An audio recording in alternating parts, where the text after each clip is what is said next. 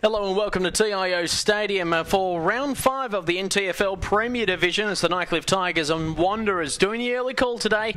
We were plugging the game between Darwin and Southern Districts, but we thought, look, let's go bright and early today. I'm with my main man Dave Kennedy from AFLNT. And Dave, this is a really big game for both clubs. We're starting to get into the middle of the season now, and sooner or later these sides need to start winning. Yeah, g'day Edo. Thanks for having me once again. It should be another great match. We've got perfect conditions for footy. Obviously a bit hot out here at TIO Stadium as always, but nothing these guys aren't used to. We see Nightcliff out warming up reasonably early, probably 15-20 minutes before their game. They're just doing a bit of centre clearance work and working on their structures up forward. So yet to see Wanderers at the moment, but the Nightcliff boys looking pretty sharp in the warm-up so far. Yeah, it's interesting the way that they're going about. The Tigers out here really going pretty hard in the warm-up here, strutting their stuff, and obviously the Wanderers, they're just in the cool room at the moment, having discussions over things as Banks are waiting to get obviously in touch with their rooms, as they had a big win going back to Division 1 today, winning by 33 points against the Nightcliff Tigers 2. So the Tigers 2s really challenged them there in the third quarter, and then Banks just went on with it, and obviously a little bit of experience, and was a little bit worried about the top heavy bodies going back to Div 1, but they seem to handle it with aplomb, and we wish them all the best after their trial period in Premier Division. How do you see this game going today? I've tipped the Wanderers mainly because I've just seen them over the last couple of weeks. After seeing them up close and personal against Banks in round 2, they didn't have the right side on the park to really contest. It was pretty much a junior side out there at the time, and now they've just got some names like Thorne and Marlon Motlop coming into the side. Chris Dunn, the Thunder player, who had a brilliant season with the ochre and the black and the silver there, and the Thunder boys had a wonderful season, finishing off in a grand final. Interesting that Dunny's actually come back this early. Yeah, definitely. The Wanderers, speaking to Scrubber before, they've got a reasonably strong side in there.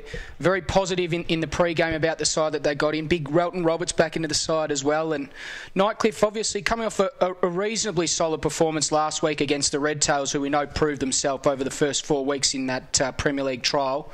But they'll be desperate for a win.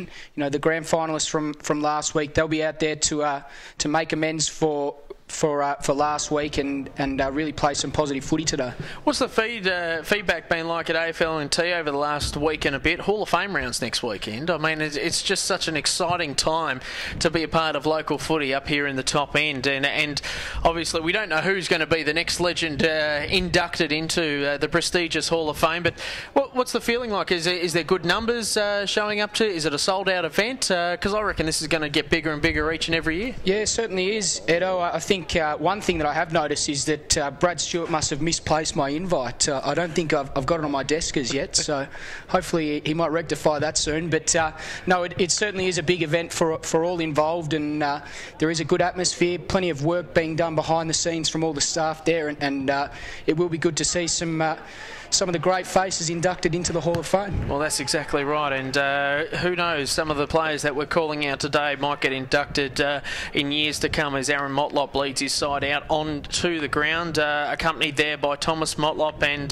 the rest of the crews from the Muck-Mucks looking quite strapping in the blue and gold today, and nice little differential between the two sides. Of course, these two sides have featured in the last couple of grand finals. Wanderers a couple of years ago taking out the competition, and Nightcliff last year going down to the Tiwi Bombers in a heartbreaking game of 14 points, although the way that the Bombers were going about it in that game, if they kicked straight, the Tigers probably wouldn't have existed in that game. But again, it's a different sort of game today. Must-wins for both of them, and obviously the Tiwi Bombers, they're the team to beat at the moment. They've got the Waratahs tomorrow. That game's completely snuck under the radar this round. Tiwi taking on Waratahs at Tiwi Oval on the islands, and Waratahs have been another side that have been really just going about their business quietly, patiently, and who knows, if they keep building and then add Brendan Favola into the next couple of weeks before Christmas, they could be quite dangerous. Yeah, no, it should be an interesting game over there on the islands. Speaking to young Jack McEwen, as I do at work every day, he's extremely excited about his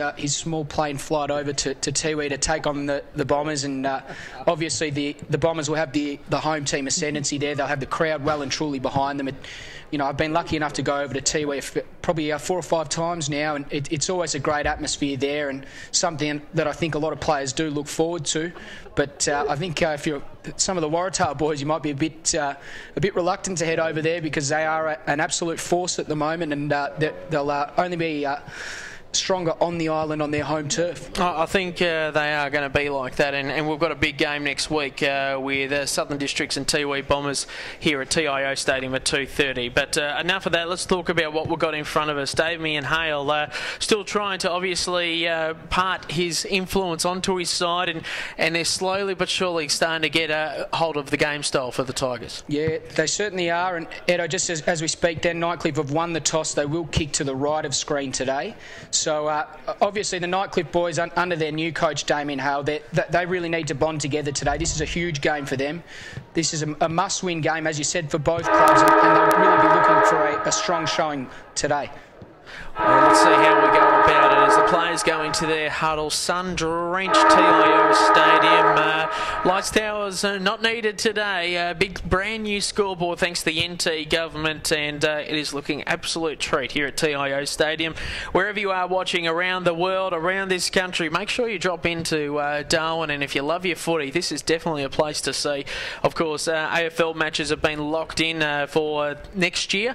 Melbourne will be taking on Brisbane on June 20, and then on June 1 it'll be the Western Bulldogs taking on the Port Adelaide Power here as well. So get your tickets early. More information available through those club websites, and of course on AFLNT.com.au, where you are live streaming Beat Bad Energy AFLNTv today. It's a bit of a tongue twister, but we love it nonetheless. I'll tell you what I've been really impressed with. Last couple of games of the NT Thunder season in NTFL, we had to move the games over to the North Line Oval, which is a wonderful place indeed. Can't wait until they get some seats there, but that's another story for another time. But this ground is really starting to hold up well, and starting to take after the resurfacing that went on a couple of weeks ago. Yeah, it certainly is, Ed. I regularly speak to a lot of people that like to complain about the surface and like to talk about how dismal the surface is at times, but you know, I'm always quick to remind them of I guess you'll know, being a Victorian, some of the Victorian playing surfaces that we've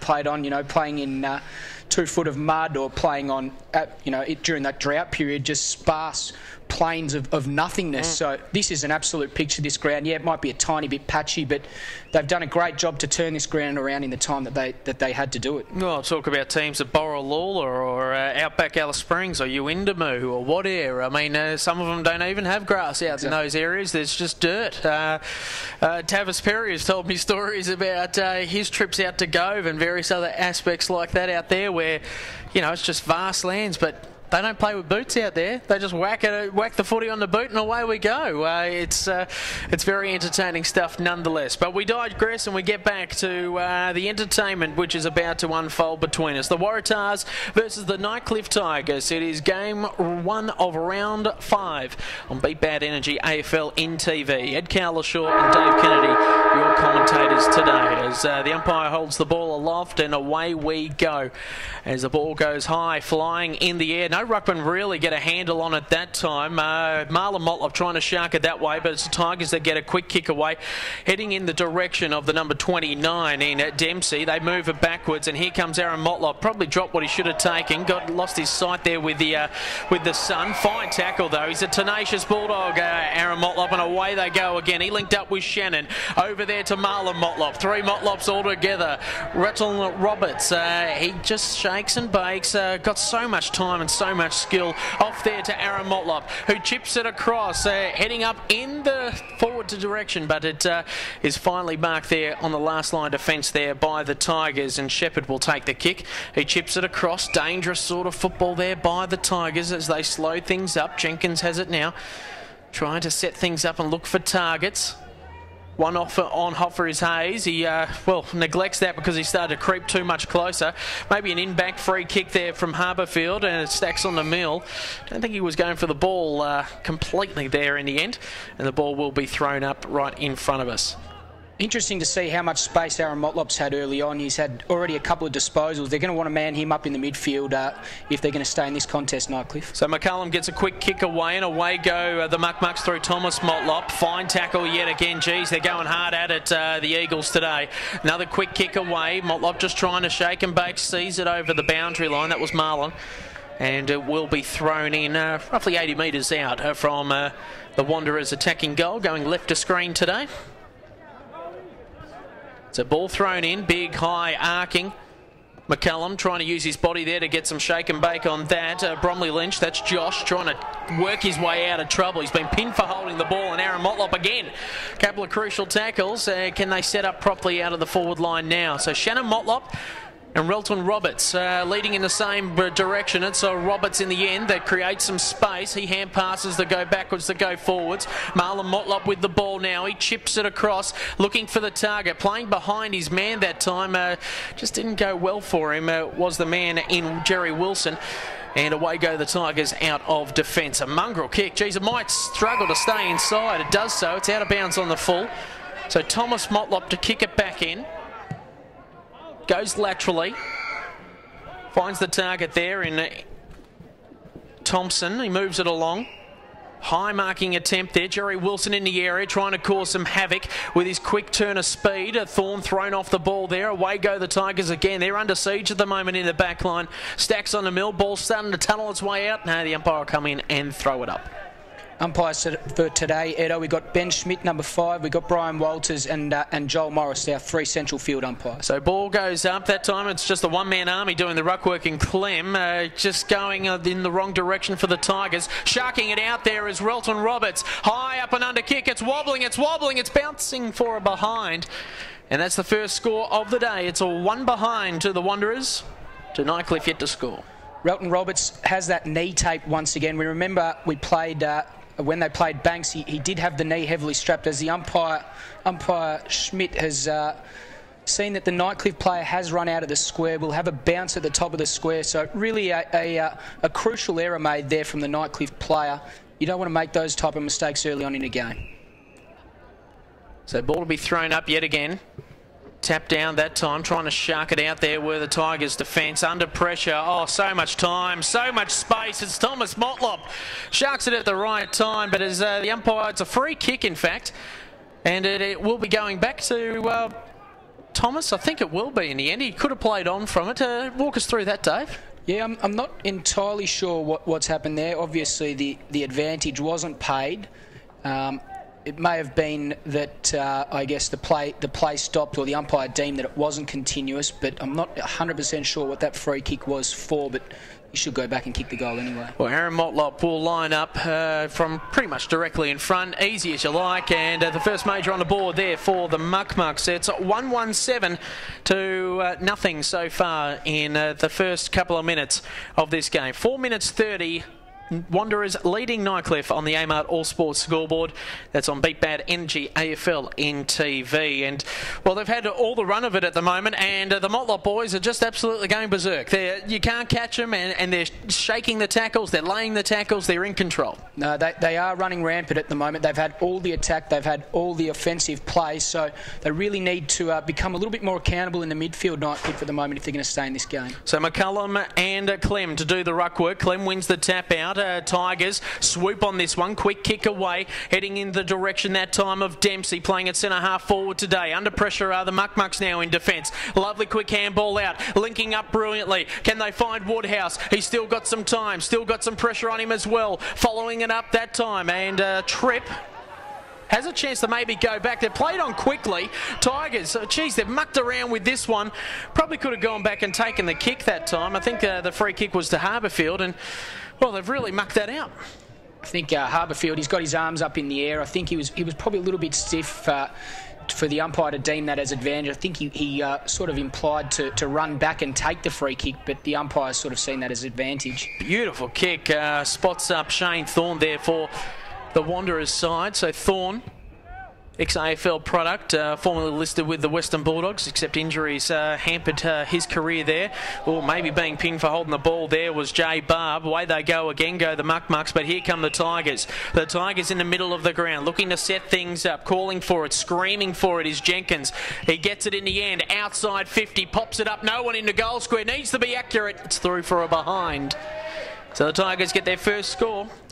It is a minor one though. Good build up there from the Tigers. They got the ball to Jenkins, who had the shot almost of the goal from there. So Clem marks on the flank, starting to go laterally just to set things up. This is Bromley Lynch. Sam chips it across.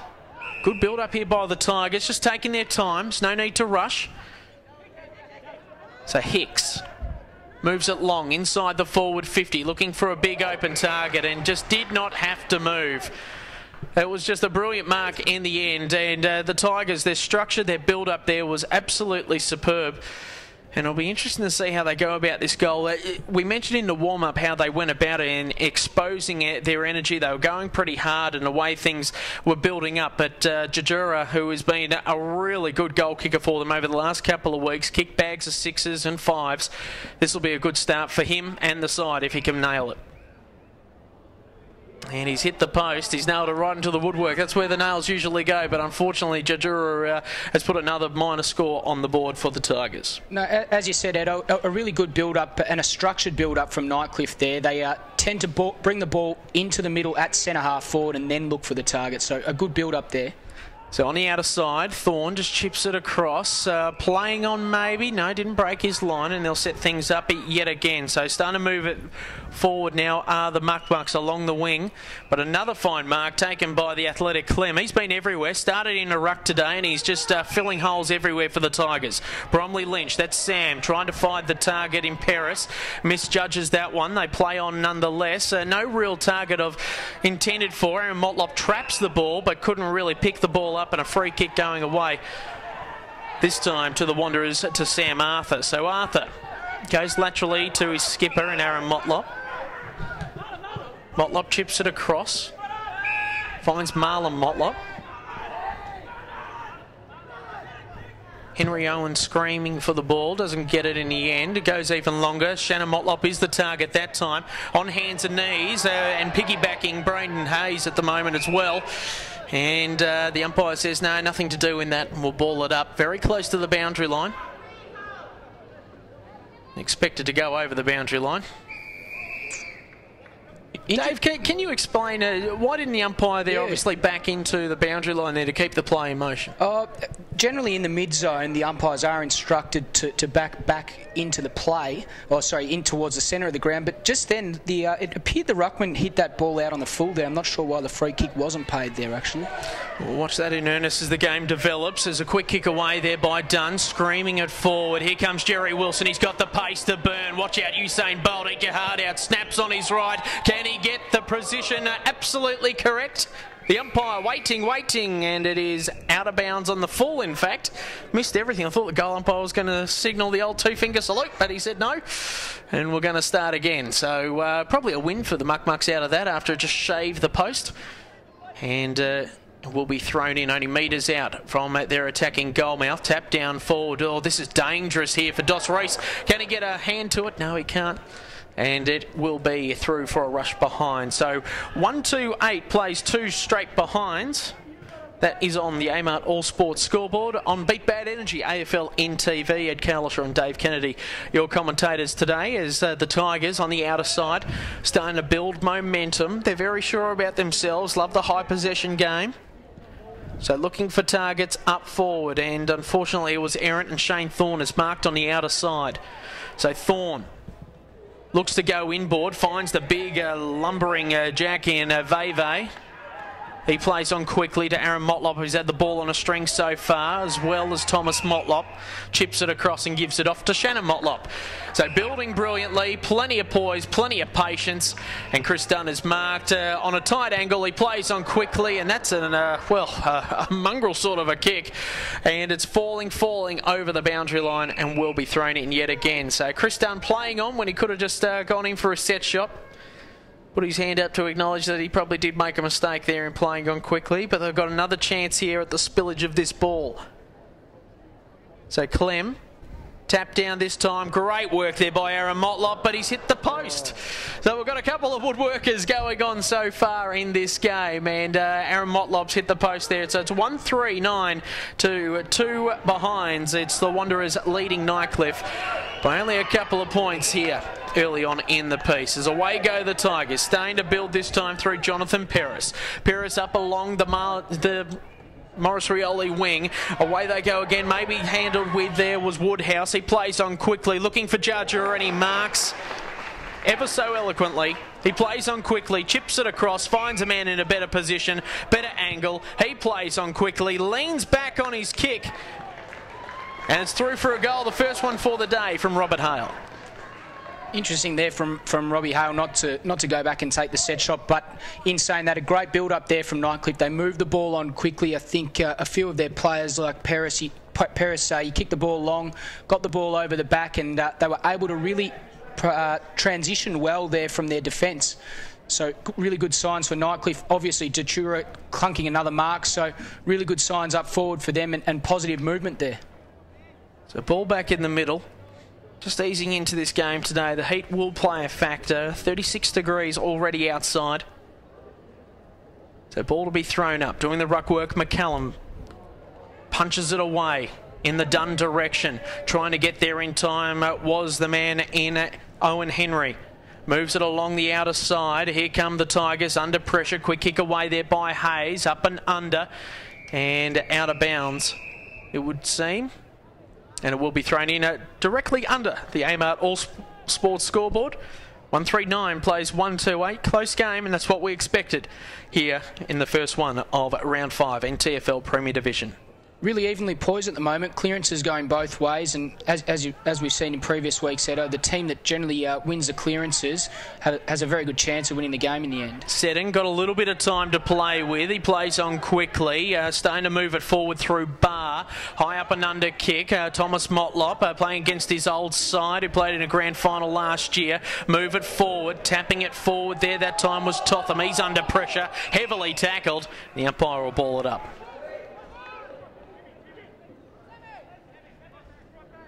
The crowd slowly starting to build.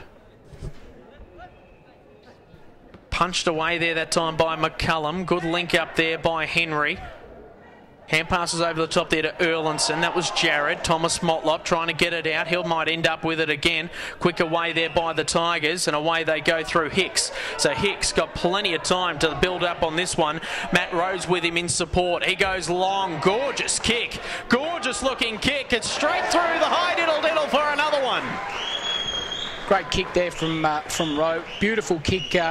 I guess the one thing that you will say, though, is that he had to kick the goal. If he'd missed, there were players in the middle there that maybe were the shorter option, but he backed himself, was confident about it, and kicked the goal. Oh, just so confidence, and the way that it came off the boot as well, end over end, that it was an absolute textbook drop punt kick, unlike Chris Dunn's earlier with that snap. It was just all over the place, wobbling in every little, well, I guess you could say flying saucer direction. So ball back in the middle. Tigers now lead 2-2-14 to 1-3-9.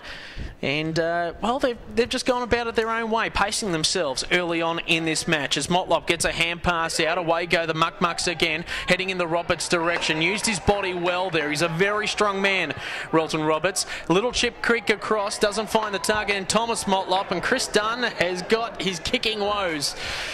This came off the side of the boot, and look, we must say this is his first game of the season, so he's just easing himself in after a big season with the NT Thunder. Interesting to see there's not really any momentum coming from the game at the moment. Nightcliff's sort of been on top for the last 2 or 3 minutes, and then the Wanderers able to win that last clearance and go inside 50 with through Relton Roberts. Momentum's a big thing in footy, and it's not really going the way of anyone at the moment. So Jones Cabillo goes onto the outer side. Again, going laterally and moving it up the wings. Got to be good with this kick as Jenkins is under immense pressure. He shakes one and has got a time to take a bounce if he wanted to. Instead, he goes even longer in the direction of the high-flying Dylan Dempsey. And he's going to go back and perhaps have a shot, but they are looking to centre the kick. They do just that. Great running Brilliant running there that time there by Tim Jenkins. He's under pressure though, couldn't take the mark at the first chance, and away go the Wanderers through Barr. So Barr on the outer side, looking to chip kick it across and starting to build now. Got plenty of time to really make the most of their opportunity, but unfortunately, no, a high fine mark taken there by Shannon Motlop. He moves it in quickly inside the forward 50, looking for Thomas Motlop. He missed out on it. Roberts is in the area as well. Same with Cabillo Jones, and away go the Tigers out of defence. A long raking kick, but it's just past the parcel footy at the moment, and a fine mark taken there by Dos Reese. So Dos Reese, centre half back, slows things up, comes along the Morris Rioli grandstand wing, chips it across over the head that time of John Jackson, moves it inboard, misses the targeting set, and he might end up with it again if he can pick it up. Well, just starting to feel the pinch at the moment as Hicks mops things up yet again in defence. Under pressure there that time was one of the goal kickers for today in a row. He's not happy about things. Oh, a little bit of archy-barchy going on as well. Starting to chip it across the Tigers. So away they go in the middle of the ground, under pressure again. The Wanderers going to have to be good with the ball here as Hicks moves it on forward in the direction again of Hale. Away they go. They've gone backwards right on the last line of defence. It's Brenton Motlop on the outer side, looking for Barr. The long-haired bandicoot he is as he goes along the scoreboard wing. Has to be good with the kick. Under pressure on the outer side are the Wanderers, but they're moving the ball so eloquently. It's where the defence now for the Tigers needs to come in vogue. Shannon Motlop, a little chip kick, trying to get it over the defender there in Hicks on the last line of defence. He's been towed up, and Thomas Motlop has given away a free kick. Good transition there from the Wanderers. Dunn ended up getting the ball into Shannon Motlop, and they were able to move the ball forward quickly and really open their forward line up nicely. So Clem looks for Harbourfield, finds it easily. They would have liked that mark to be taken on centre half forward, but nonetheless, he's working up the ground. A long penetrating kick. Has to be good with it. Jeez, he used his body well that time. Real power by Cal. Took a lot of strength. A fair bit out of him as well as he looks to move it along. Going up hard again there that time was Woodhouse. He misses everything. Jajura nearly takes out his own player in Harbourfield. He plays on quickly. Look at the galloping gourmet himself. He's popped another one in. An inspirational goal for the Tigers. Jajura kicks one. And well, the Tigers are roaring here at TIO. Great solo effort there from Dajura. Really poor defence there from the Wanderers. There was when the ball went inside 50, they had a 3-on-1 situation. They let the ball get over the back, and then the big solid unit Dajura just bashed his way through, bashed and crashed and kicked a brilliant goal. A little bit of Tony Lockett about that one. Just have vivid memories of Sean Smith standing his way as Tony Lockett just creamed him, and oh, it was just fantastic the way that he went about it there, and he knew what he wanted. He knew what he wanted to do and get out of it. And well, Harbourfield, he's just going to stay out of his way, I think, from now on. As Clem and McCullum do the ruck work. McCullum wins it out off there to Aaron Motlop, heading in the Shannon Motlop direction. Good work there by Hayes to get a fist on it, but it's Jerry Wilson, the galloping, little mosquito fleet that he is, as he starts to move it forward. And away go the Tigers again into the middle of the ground, but it's only as far as Arthur. Arthur pops it up. It's a wobbly sort of a kick, but he's fortunate. But Dunn drops it at the crucial stage, and the Tigers will go again. So into the middle of the ground, Aaron Motlop in everything. Jeez, he's fantastic at the moment. The leadership is personified, but then again, that is chipped off. And the Tigers, the parcel footy keeps on keeping on here at TIO Stadium. They move it into the middle of the ground. A big lead going on at the moment. The man calling for it was Rowe. Instead, he goes shorter there to Dempsey.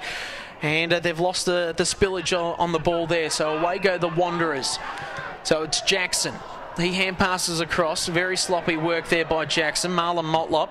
He'll chip it across. Finds Veve. Veve got plenty of time. Look at the big fella. Could play him anywhere if you wanted to. He chips it across. Probably should have gone longer in the end. They're mucking around with it, the Mucks. And away they go as they try to link up the Tigers. So another good hard lead. Strong work there by Cal. Cal looking for Jajura. He splits the pack open. Keeps his feet. Great work there by the big man. And he's been pinned for holding the man, I think, which is a little bit despondent for Tigers supporters. Looks like he's wearing Hawthorn socks as well, Jajura. Had problem with the Nappy Sand Challenge. As the ball's in the middle of the ground, trying to move it along the wing. This time it's Shepherd. Chips it across. Good build up here by the Muck-Mucks, this time through Jackson, heading up in the Wilson direction. Just a little bit of a nudge there from Roberts as well. And a free kick going against Relton. So onto the outer side. Jerry Wilson's got a bit of work to cover. Geez, they really do spread, don't they, the Tigers? Into the middle of the ground. They can play on. They've got a couple of players here. Trying not to get in the way. The umpire there was Tim Jenkins. He plays on quickly. Lovely long bomb, but on the last line of the defence is Shane Thompson, and he'll mop things up. Jenkins a bit disappointed about that kick going inside 50. Had a little bit more time there to hit up a leading forward and wasn't able to do so. Easy turnover for the Wanderers. Both sides rushing it once they get inside their forward 50, and this is only the first quarter. 21-minute mark gone into red time. Henry Owen Jr. moves it along. Look at the lovely, luscious locks of Henry Owen as he goes through the middle of the ground. Trying to smash a pack open there was Adam Cook. He goes after it again with a second effort. Moves it along brilliantly. Now got some time through Jared Erlinson, who pops it up in the Shannon Motlop direction. He chips it over the top to Relton Roberts. Plays on quickly. No, he thought about it. He did think about it. But he'll stop prop and have a shot and try and put the second major on the board there for the Wanderers Eagles. Another good transition there from the defence from the Wanderers. It has been a really sloppy patch of football over the last 10 minutes, but they're able to link up there, and Relton Roberts... Oh, jeez. Wasn't expecting that from the former Richmond champ. Well, yeah. Well, I don't know what you say about that.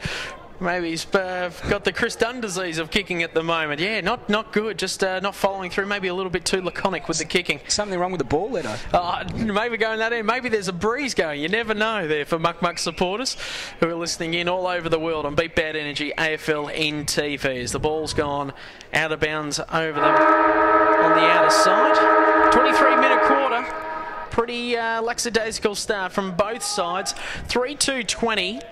To 1-4-10. It's a 10-point lead to the Nightcliff Tigers over the Wanderers Eagles. You're on Beat Bad Energy AFLNTv.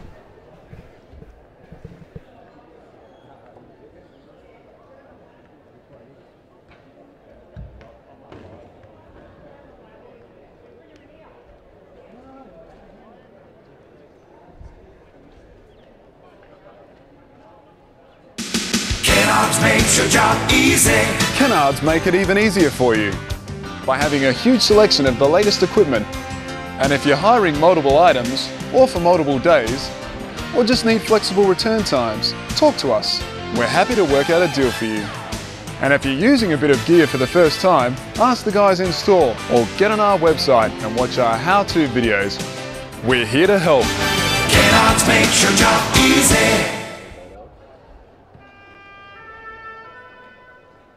The Territory is a place you won't fully understand unless you live here.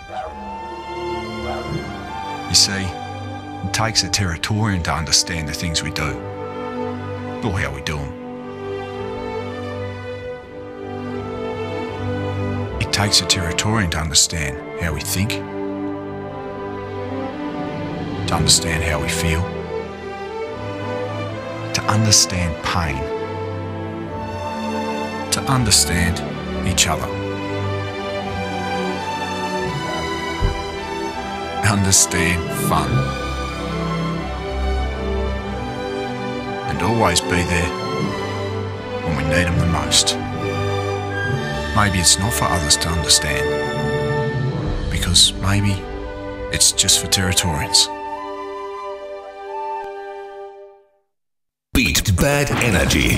The future of renewable energy. 7 a.m. to 7 p.m. 7 days. Solar power, solar hot water, solar air conditioning. Contact 1800 Beat Bad today. Or visit online beatbadenergy.com.au.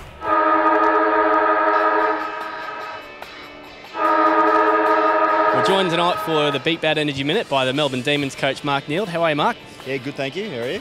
Yeah, very well, thanks. Now, before we get into the Beat Bad Energy Minute, you're up here this weekend to announce the training camp that Melbourne's going to be holding in Darwin, early December. Yeah, we are. We're coming up here from the 6th through to the 14th of December, and we're looking at making that a permanent fixture, and the boys are really looking forward to it. But it's quite warm today. If it gets any hotter than this, it'll be an interesting experience. Yeah, I think the temperature might rise a little bit. What's the sort of activities you got planned for that camp?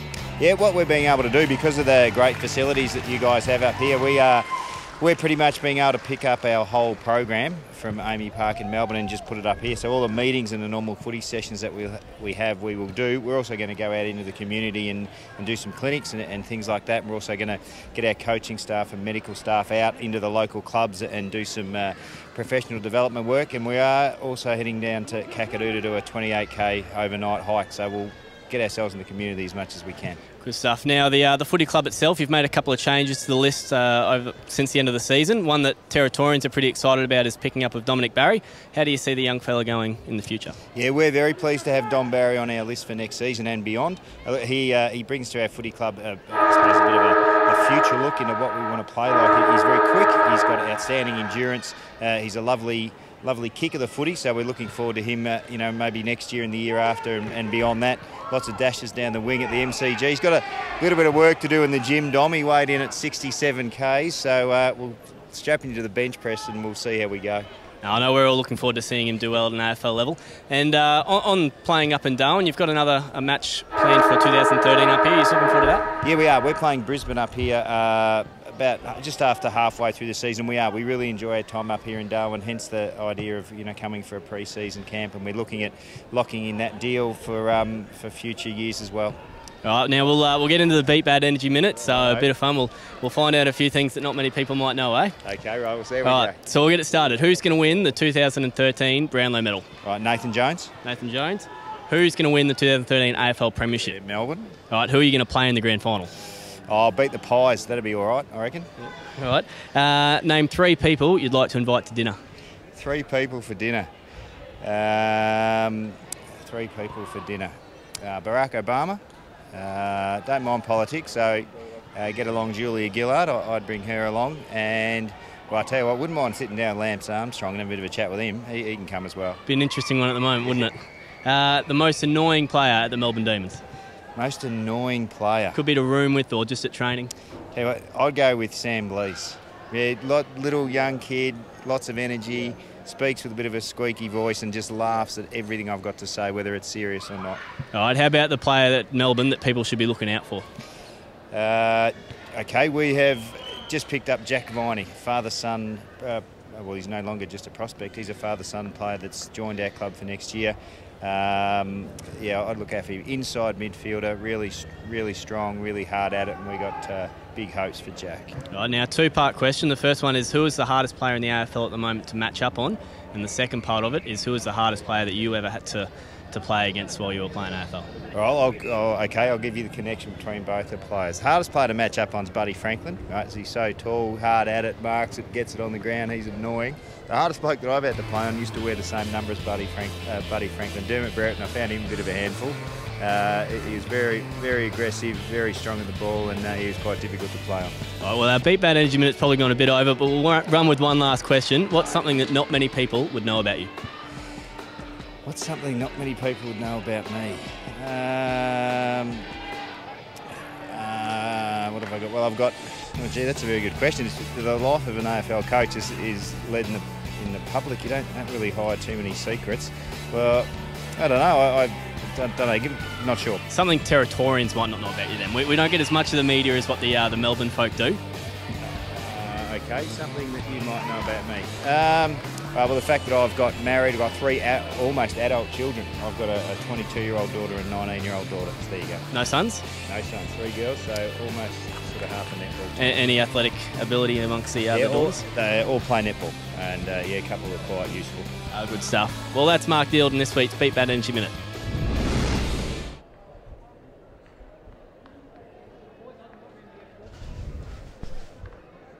Welcome back to Beat Bad Energy AFLNTv. Second quarter of the Nightcliff Wanderers clash for round 5 of the NTFL Premier Division season. It is the Tigers by 10 points, 3-2-20 to 1-4-10 on the Amart All Sports scoreboard. As we just wait for the all clear from the umpires to get proceedings underway as players starting to mosey on in. Both clubs went back into the air-conditioned change rooms there at quarter time just to make sure they're refreshed and ready to go. As Clem and McCullum are set to do the ruck work here at the start of the second quarter. Ed Cowlishaw and Dave Kennedy, your commentators this afternoon. Again, it's Aaron Motlop that gets the hand pass out there to Erlinson. That's Jared heading in the Shannon Motlop direction. He shakes one. He's trying to shake another in rifle. Let's see what Pistol can do. Motlop pretty much hand passes to himself. He keeps some space there. This is a premiership player for the North Melbourne Footy Club, and he's a premiership player for the Muck Mucks as well. Skills on display there by Shannon Motlop, tight on the boundary line, threaded it through the eye of the needle, and what a great start there for the Eagles at the start of this second quarter. No, great work there from Shannon. Obviously, as you said, he's got that AFL experience, that class just showed then. He was able to push the ball in his direction, able to follow it up and finish off absolutely brilliantly there from the boundary line. Wow, that was fantastic stuff there. Obviously, the persistence that he kept going on after the ball there, and yeah, I must say, he's a premiership player not only in the AFL but also here in the NTFL, winning one with the Muck Mucks only a couple of years ago. Away they go again, just setting themselves up here through Erlinson. This is Jared. He pops it up yet again in that direction of Chris Dunn. Drops another one which he probably could have taken. Umpire says play on, and they do so. Quick kick away here by the Wanderers, and well, they're on fire, aren't they? And that time it's the skipper in Aaron Motlop. Chris Dunn, the spoil of the ball, he's dropping what he probably could take at the moment in these marks. A little bit rusty after, coming off a big season with the Thunder. But Aaron Motlop, my goodness gracious me, he's here to play today. He's everywhere, and at the moment, best on ground. Having a great game, Aaron. Another great clearance there from the Wanderers, and another good build-up. As we said before, there wasn't really any momentum in this game so far. It's sort of been the odd goal here and there, but Wanderers have kicked back-to-back goals now, and they really look like they're going to build off this. So obviously they've hit the lead now, and they'll want to continue on this with this good momentum. Fair bit of work for the Tigers now to get back some of this momentum. Another clear tap out there from McCullum. He got it down there to Marlon Motlop. Quick kick away, and they're starting to build again through Shannon Motlop. Inside the forward, Relton Roberts flies. Wouldn't see that too often. And now it's up to the Tigers to mop up. This time through Paris. He comes along the wing. Plenty of space, but Aaron Motlop in the area. He keeps the ball in play. Hand passes backwards to go forwards to the big ruckman in McCullum. Starting to build now. That's Alex Ergenson. Over there to Motlop. That's Aaron. He chips it across there. That's Marlon. Over to Thomas Motlop. The Motlop boys connecting up yet again. So Thomas Motlop against his former club, the Tigers, bombs it on long, but a fine mark taken in defence there by Clem, wearing the gorgeous bright yellow boots today. Goodness gracious me. Jenkins has the ball, takes one bounce out of defence. He goes straight up the guts, trying to find that target in Dempsey, but not to no avail. Here comes the man in Bromsley Lynch. Quick handball away, linking up with Dempsey again, and a good mark taken there by Woodhouse. So Woodhouse will kick from right on 50, plays on quickly, chips it over to Jajura, and Jajura will light up on a better angle and closer to goal. And he's a big, bustling forward, and geez, he has been fantastic for him at the start of this season. Really turning heads, especially in media circles, the way that he's going about it.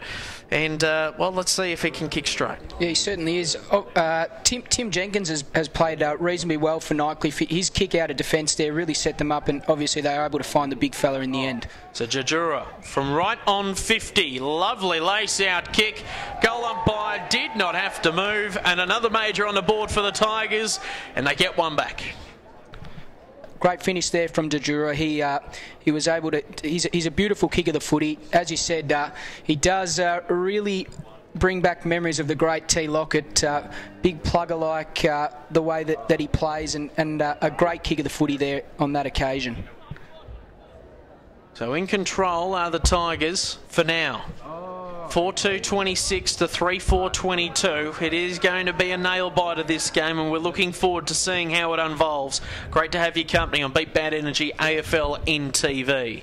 Tapped down there by Clem, sharking and out there was Marlon Motlop, trying to find some support, maybe dealt with harshly there was John Jackson. Away go the Tigers, trying to tunnel ball it forward there was Bromsley Lynch. Play goes on, quick kick away, that time there by Jaden Kickett, and a fine mark taken there by Harbourfield, probably playing for the free kick, but he's got it nonetheless.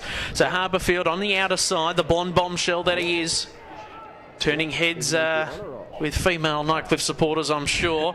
Pops it up and unfortunately doesn't get it over the lumberjack in McCullum. He taps it out there and here comes Owen Henry Jr. Probably just taps it forward and gets a kick away eventually. Lucky with that as Paris streams through the midfield. He chips it over the top, just gets it over the head there of Jackson. Away go the Tigers, putting some forward pressure on the defence there of the Muck-Mucks. Lovely high kick there from Paris. It could bring rain. We had one hell of a storm earlier this morning, and away they go. No, a free kick has been picked out. They're going to play on. No, they're not, and it will go back. Yeah, Wanderers obviously, they seem to be playing patchy footy at the moment. They kick those 2 goals and they drop off, and Nightcliff taking a much more composed and structured approach to it.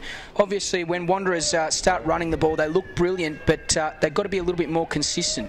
So Chris Dunn, a lazy sort of a kick, still dusting off the cobwebs. But here come the Tigers, and good build up here. Fine marks taken there by Brown. So Brown chips it across. Jeez, doesn't make it over the top of Owen Henry Jr. Errol Riddle's all over the place. And now we're waiting for a lead there from Shannon Motlop. Ken Relton put it on his chest. He puts it in his position. Struggled to keep his feet. Got some time now, Shannon Motlop. Snaps across his body. Can he get the bounce he wants? No, he doesn't. It's through for a behind. Well, almost another piece of brilliance there from Shannon Motlop. Relton Roberts, he kicked the ball into space and wanted Motlop to run on. Bit of a turnover here. Might be get that, but away go the Tigers again. Now they start to move it forward. Good trap there that time there by Cow, but they lose a handle on things, and here comes Relton again. Hand passes over the top, finds Shane Thorne. Thorne's got some time, a lazy kick, but he gets the ball back nonetheless. Second efforts are brilliant today for the Wanderers, and now we're just going to waltz on through Duncan Seddon and puts through another major on the board for the Eagles. Well done there, Shane Thorne. Yeah, great work there from Thorne. Obviously, the initial kick was smothered. He was able to then compose himself, gather the footy again, and kick it to inside 50 to Seddon, who finished the goal off. Obviously, always a difficult kick. You know, there's always a lot of pressure on you, even when there is no direct pressure. And he ran on, finished the goal off, and kicked a much-needed goal for the Wanderers. It's goal for goal here at the moment. It's exciting to call, and I hope it's exciting for the listeners as well, because these are two sides that are craving a win early on, languishing near the bottom end of the table at the moment in Premier Division, and they're just hoping that maybe, just maybe, we might see something special out of these sides at the end of the game. Veve goes up, wins the tap out, just busting his way through the pack there are the Wanderers midfielders. Relton Roberts creating some space there on his opponent's end. Jones Cabillo, he centres the kick, looking for Shannon Motlop. He keeps his body alive and well, shakes one. Oh, going in hard there was Bromley Lynch, and he'll get a free kick for it in Joshua. So he chips it across onto the outer side, finds Woodhouse. He's a long way from home. He chips it across, trying to find the target there in Hale, but it's seen over the boundary line, and it will be thrown in underneath the Amart All Sports scoreboard. It's the Wanderers leading Nightcliff 4-5-29 to 4-2-26. It was a beautiful kick in inside 50 from Relton Roberts to put it to the top of the square there. Shannon Motlop almost able to come over the top and take the mark, but a really good kick. He could have had a shot at goal, but the Nightcliff defence did well to clear the ball. Bromley Lynch to Hale, quick kick away, just tunnel balls at effort there through Marla Motlop. Good work again, a quick kick off the ground there from Jajura. Bromley Lynch again, that's Joshua out there in the area of Woodhouse. Away they go, long kick, can it bounce on through? It has! Much needed goal for the Tigers. And in the right spot at the right time, he worked up earlier into the back line to receive a kick. Only a couple of minutes ago, played a part in this play and finished it off there was young James Woodhouse, and another major on the board. And as I said, the goal sort of continues here at TIO. Yeah, good finish there from Woodhouse and a great effort to shepherd the ball over the line there from the Nightcliff player. Obviously, another goal there from that boundary throw-in, another goal from clearances. So, a lot of these goals are coming from the clearances. So, winning first hands on the ball in the centre and around the ground at stoppage is crucially important today. Interesting. Chris Dunn's moved into the midfield now for the Eagles. There's a quick kick away that time there by Jaden Kickett. High up and under kick in the Jajura direction. Here comes Hale. Got some time and poise. Puts it up in front of the main man, and that is Cowell on the outer side. Away they go again. Just chip kicking the ball away. And they find a target on the outer side, and they will line up on a very tightish angle, the Tigers. Yeah, interesting in the centre of the ground there. Veve, the ruckman for the Mucks, just went up and didn't even get close to the ball. Gave Nightcliff first opportunity to get hands on the ball, and now they've got a mark inside 50 and a shot at goal. So here come the Tigers to get back-to-back goals for the first time today. Lovely arcing kick. Just had too much air on it in the end. Probably could have marked it there. That time there was Arthur. It's kept in play. Tigers got another opportunity here, and they might shark one out of it. Quick kick across his body. That was Cowell, and a fine mark has been taken there by Harbourfield. So Harbourfield will kick from directly in front because he took the mark inside the goal square. And, well, great second efforts there by young Brenton Cowell, just to create this opportunity for Harbourfield to kick another major. Yeah, really poor defence there. As we spoke about Veve, the ruckman, just before. He was actually coming off the ground during that set shot. Probably not what you want your ruckman to do. You probably want your ruckman on the line, especially when the kick may drop short, and that's exactly what happened. The kick dropped short. Poor defence there from the Wanderers. Not able to rush the behind. Kept the ball in play, and Nightcliff able to capitalise on the mistakes from the Wanderers' defence there. So Chris Dunn is off. Marlon Motlop comes back onto the ground. Very interesting that they're not swinging the changes as rapidly as what you would see in high-end competitions when the heat is playing a factor, and you would have thought that they'd be lining up here on the boundary line and trying to keep these rotations going for this competition here today. As Clem does the ruck work against McCullum, he wins it out. That was McCullum, I should say, and here comes John Jackson. A kick away onto the outer side, looking for Jerry Wilson. He's been quiet today, but he keeps the ball alive and keeps himself steady as well. Long penetrating kick in the direction of Relton Roberts, but it's out of bounds on the full, and it will be kicked in, you would think, or maybe it got no, it will be kicked in. Just no Tiger really wanted to take the kick. Yeah, no, really interesting what you said, Edo, before about the lack of interchanges, especially in this 2-15 game in the heat. Even after that last goal and in previous goals as well, the perfect opportunity to make your changes to your midfield structure. No changes whatsoever. Especially as we get into the wet season, you just would have thought that sort of movement and high interchange rates from the AFL and the NTFL competition, which we see the Thunder play in, would creep into, obviously, these conditions, especially here today. 37 degrees we're sitting on at the moment as the ball's seen over the boundary line, and it will be thrown in directly opposite our broadcast position in the Morris Rioli grandstand. The ball will be thrown in. McCullum doing the ruck work, oversees both the ruckmen, a bit different to what we saw last week where the ball was struggling to get to the ruckman. So they've been doing the weights work this week as a lovely lace-out kick finds the target. And the Tigers in a pretty good position here. This will be 3 in a row for the Tigers. And starting to build up nicely through Nathan Brown. So Nathan Brown. Really good lead up there from him, able to take the mark. Hopefully he can finish it off, but a great kick in. Absolutely hit him lace out. We'll kick from just inside the 50. Nice looking run up. Goes through the motions. And it's another major on the board for the Tigers. In a good position now. 3 in a row. 7-2. Plays 4-5-29. 13 minutes gone in this second quarter. Yeah, another goal coming from a clearance from that far wing, Edo. That's the second time that we've seen that this quarter where Nightcliff have been able to gather the ball at a clearance, and obviously that kick, I'm not sure who the player was that kicked that, but a great kick out to hit up Brown and a good finish. The ball makes its way back into the ground. It's interesting. It's quite close, but it's just very quiet around the traps here. It's the early game here of a triple header here today, and we're looking forward to that as the crowds start to build up. Generally, as we get into the evening, some big matches coming away a little bit later on today. Can Darwin back up their first win for nearly 2 years last week? Oh, not happy with the treatment he got there. As Aaron Motlop says g'day to Harbourfield, and vice versa. Doesn't put up with much crap, Aaron Motlop. And the umpire is knocked down Jajura. Well. Umpire Ben Schmidt there. What a claim to fame that is. He's been able to knock over big plugger Jajura there, and looks like it's a 50-metre penalty going to Aaron Motlop after he was dumped after the free kick had already been paid.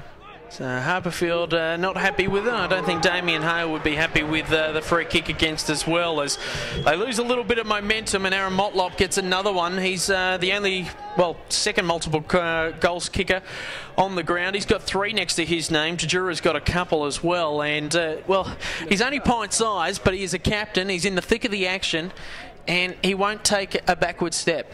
Yeah, no, as you say, Edo, they're really disappointing for Nightcliff. They've had all the momentum, they've had all the run of play, and just to give up an easy goal there from a free kick and 50-metre penalty, Damien won't be happy with that, and they'll really need to work hard here to make sure that the Muck-Mucks don't take the momentum from that goal.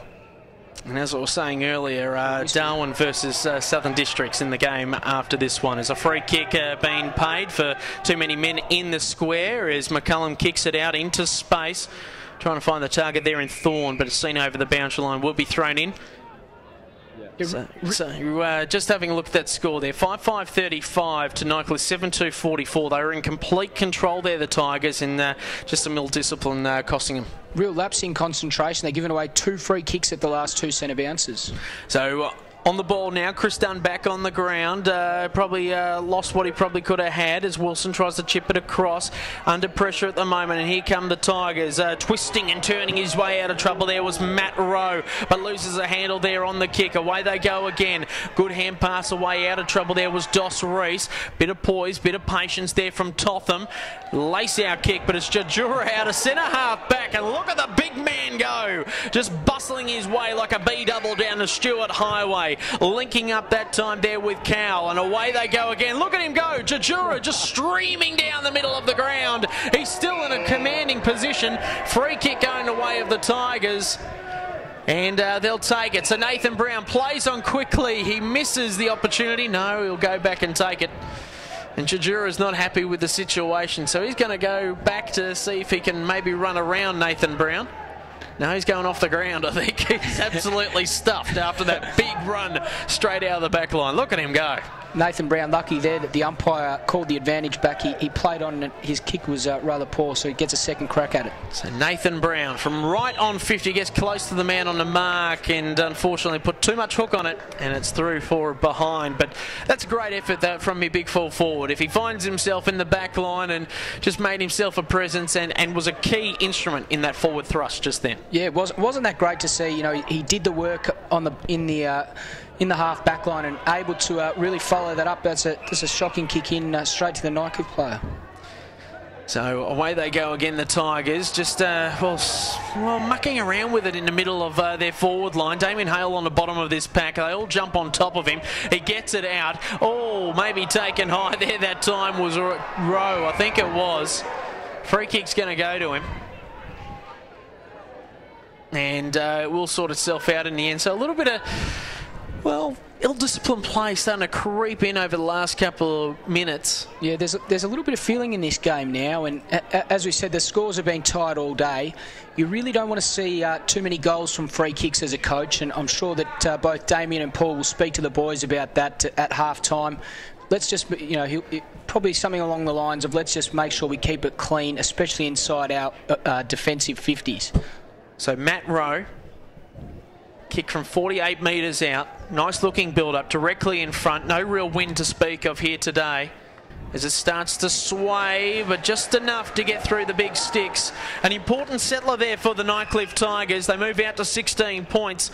That's Rowe's second goal for the day after seeing an inspirational one earlier on in the piece. A lovely textbook drop punt. And, well, it is 8-3 playing 4-5. That is 5-5, I should say, on the Amart All Sports scoreboard on Beat Bad Energy AFLNTv. Good finish there from Rowe after he was taken high, and as we said before, you don't like to see goals from free kicks. Be interesting to see how Wanderers bounce back in the last part of this quarter. You'd suggest that they probably would love to have at least one more goal before half time, and if anything, at least stem the flow from Nightcliff. So away they go again, starting to move it forward. The Tigers get another clearance, starting to build up quite well. Snap across his body that time there from Rifle, and a fine mark has been taken by Nathan Brown. He's really starting to step up here for the Tigers today. He's been really important with the way that they've been going about it. Yeah, Brown's got on the end of a few. His last set shot, he sort of hooked it and it didn't come back enough. He kicked with a little bit of left to right, so let's see if he can finish it off from almost an identical spot. So Nathan Brown from just inside 50, 45-degree angle, right behind the kick. He bends it through, enough arc on it, and the Tigers are starting to scoot away with this one. 9-3, 57 to 5-5, 35.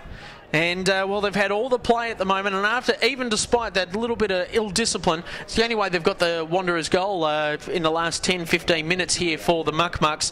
Aaron Motlop's goal coming from some ill discipline there from Harbourfield, but Tigers have kicked 4 out of the last 5 goals. Yeah, Paul Motlop would be really disappointed with the last part of this quarter. They've lost a lot of focus. Looks like they've thrown Roberts into the midfield now to try and, I guess, get this next clearance. Crucially important here.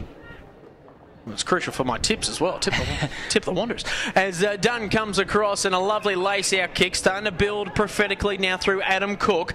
He's from outside 50, bombs it long to the goal square. Underneath it, got some time, got some pace and poise, and Shannon Motlop just sharks a goal. Yeah, look, not the best kick in there from Cook. If you're not gonna make the distance, which it was a strong likelihood he wasn't going to.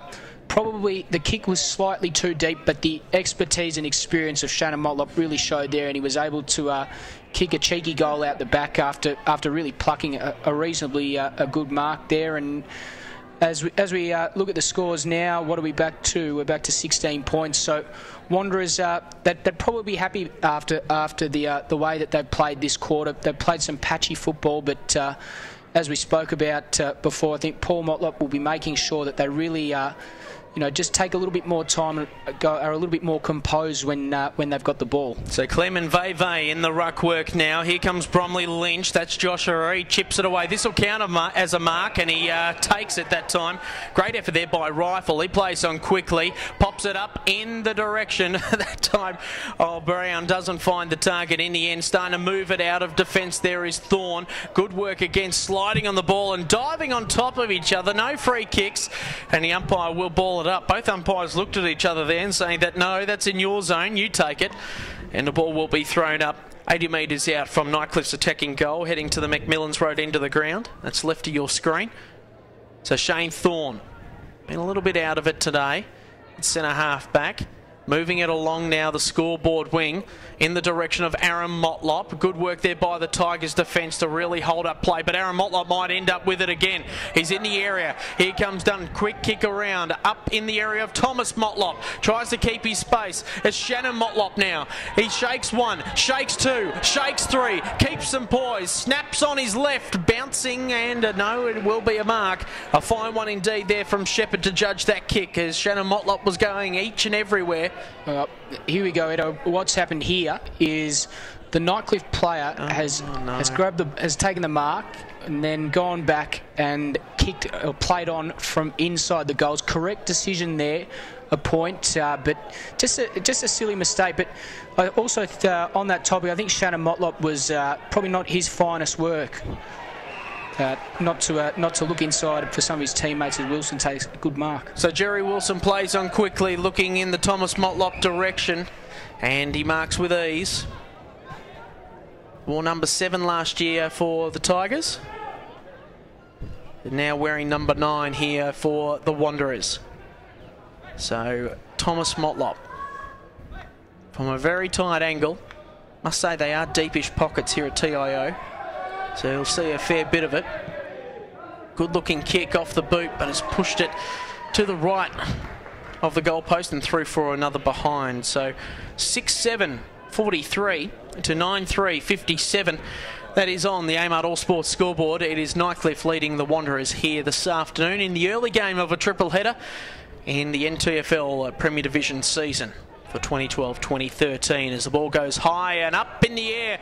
Good effort there by the number 24 in Arthur. Veve was there as well. Quick kick away from Harbourfield, trying to find the target. Cow's been in everything. Links up with another redhead in Jaden Kickett. Oh, geez, they've got some pace and poise. Little chip kick across from Rifle, finds the target. Can they play on? Rose going in, hands and legs everywhere. Trying to pick it up now are the Tigers. They're in the danger zone, but can they get it out and make the most of the attendance?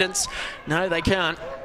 Wasn't that great play there from Cow to pick up the bouncing ball, all in one motion, give the hands and really move the ball on quick there for the Tigers? Yeah, he's been really good today, Cow, as he taps it forward again, trying to create some sort of opportunity. But on the boundary there was Thompson. So Thompson chips it across there to Marlon Motlop, finds Shane Thorne. Thorne, Veve in plenty of space. Look at the way that he goes about it. He hand passes over the top to Jared Erlinson. Good looking kick in the Motlop direction. Hands in the back, maybe? No. Yes? Yep. You just can't put the two hands there. You just can't do it. It's illegal, and Tibbetts gets the clearing kick, or has he, as they keep it in play. Good work there by the number 27 in Cook to centre it, but unfortunately it's to no avail, and the Tigers are off and running again, this time along the scoreboard wing, trying to keep some pace and, keep some space between himself. There was Woodhouse. Also there was Aaron Motlop. He goes down, tries to duck it. Good tackling there by the Tigers. Really forcing the issue, and it's a great way to stop someone from getting heaps of the ball in Aaron Motlop, because he has had heaps of it today. Tackling him hard, and he might think twice about going in to get the ball. But it is Aaron, and he doesn't think twice about anything. He just goes for it, especially when it comes to footy. Yeah, look at that, eh? Bit of feeling. Woodhouse in the thick of it as well. Umpire's got to control this. It'll go back. Well, it looks like it's a 50-metre penalty for something that's happened off the ball. Umpire Joel Morris onto that.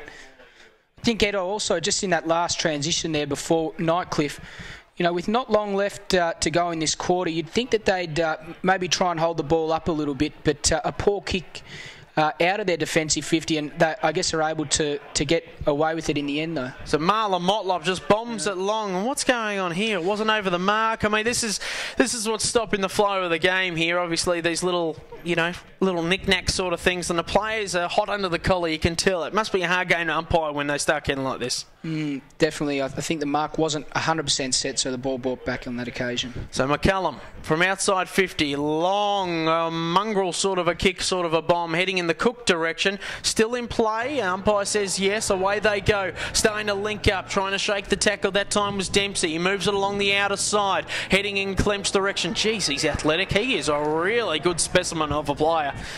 Love the way he goes about it. Imagine if you could play key forward or key back. Very handy to have a couple of those sort of players. Smart play from him as well. He's obviously recognised that there's not too much time left in the game, and Nightcliff now looking to slow the ball down and slow the play down and go into half-time with this 14-point lead. So 27 minutes on the clock. It has clocked off at 27-27, but the game continues on. There's the buzzer. There's the siren. And so, well, we leave that with a little bit of a lack of momentum going into the half-time break, as it was all held up because of 50-metre penalties, argy-bargy, and a sloppy sort of kick forward. But nonetheless, on the scoreboard, it is the Tigers leading the Wanderers 9-3-57 to the Wanderers 6-7-43. That is on the AMART All Sports scoreboard, all part of Beat Bad Energy AFLNTv. Ed Cowlisher, Dave Kennedy, keeping you company on your Saturday afternoon, wherever you are around the world.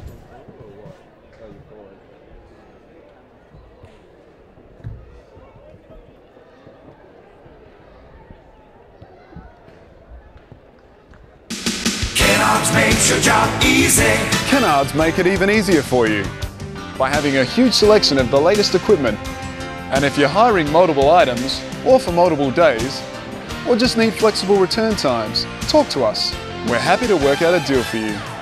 And if you're using a bit of gear for the first time, ask the guys in store or get on our website and watch our how-to videos. We're here to help. Kellogg's makes your job easy. The Territory's a place you won't fully understand unless you live here. You see, it takes a Territorian to understand the things we do, or how we do them. It takes a Territorian to understand how we think, to understand how we feel,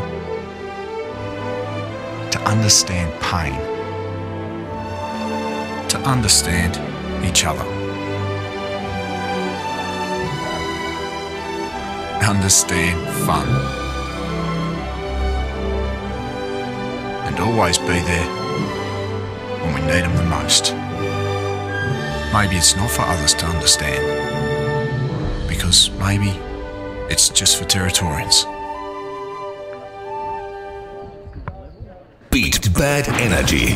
The future of renewable energy. 7 a.m. to 7 p.m. 7 days. Solar power, solar hot water, solar air conditioning. Contact 1800 Beat Bad today or visit online beatbadenergy.com.au.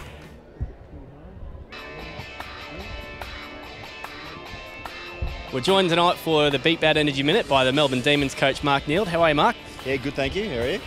Very well, thanks. Now, before we get into the Beat Bad Energy Minute, you're up here this weekend to announce the training camp that Melbourne's going to be holding in Darwin, early December. Yeah, we are. We're coming up here from the 6th through to the 14th of December, and we're looking at making that a permanent fixture, and the boys are really looking forward to it. But it's quite warm today.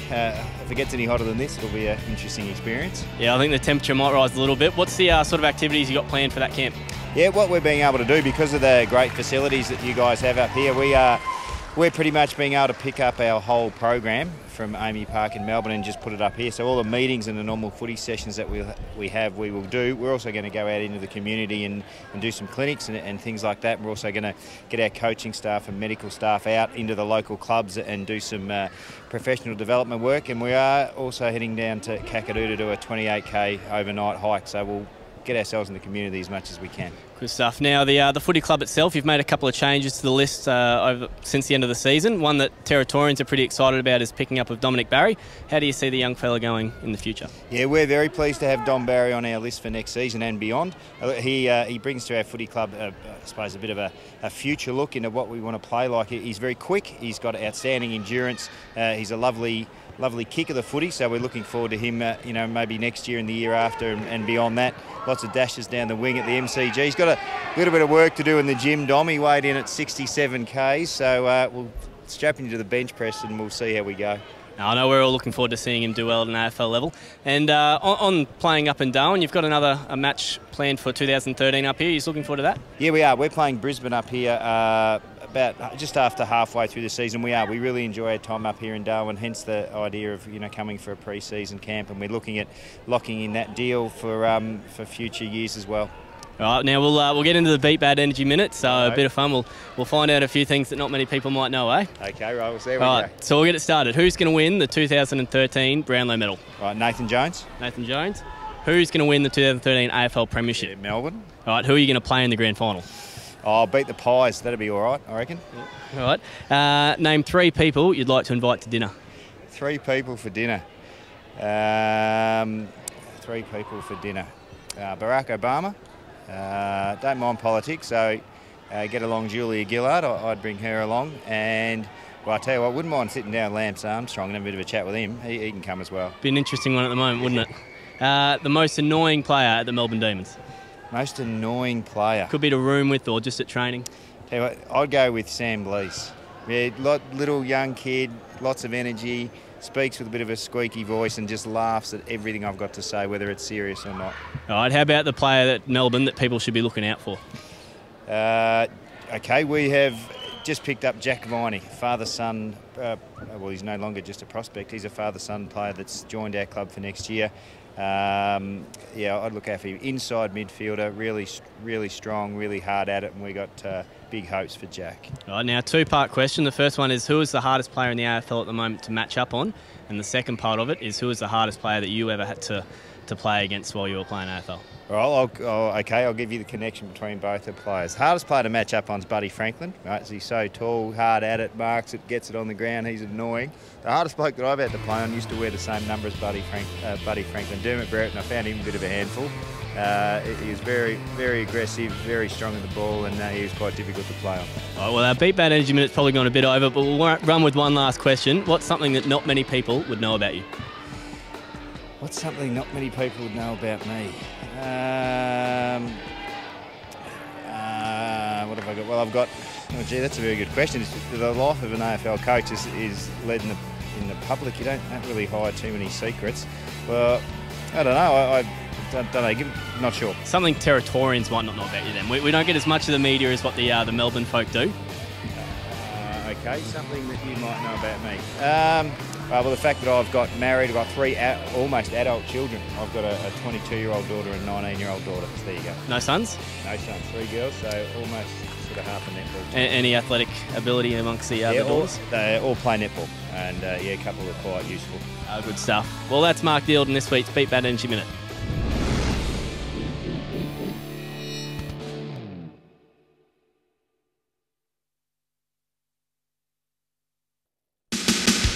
Makes your job easy. Kennards make it even easier for you by having a huge selection of the latest equipment. And if you're hiring multiple items, or for multiple days, or just need flexible return times, talk to us. We're happy to work out a deal for you.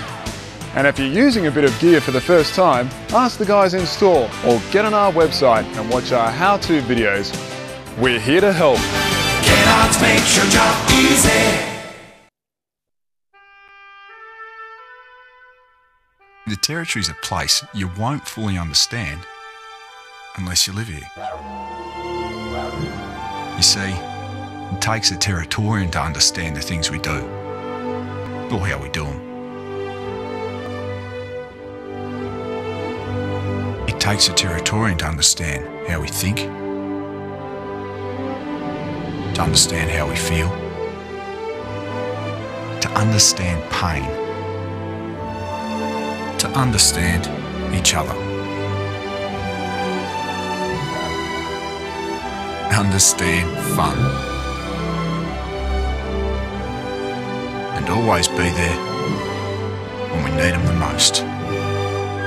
Maybe it's not for others to understand, because maybe it's just for Territorians. Beat Bad Energy. The future of renewable energy. 7 a.m. to 7 p.m. 7 days. Solar power, solar hot water, solar air conditioning. Contact 1800 Beat Bad today or visit online beatbadenergy.com.au.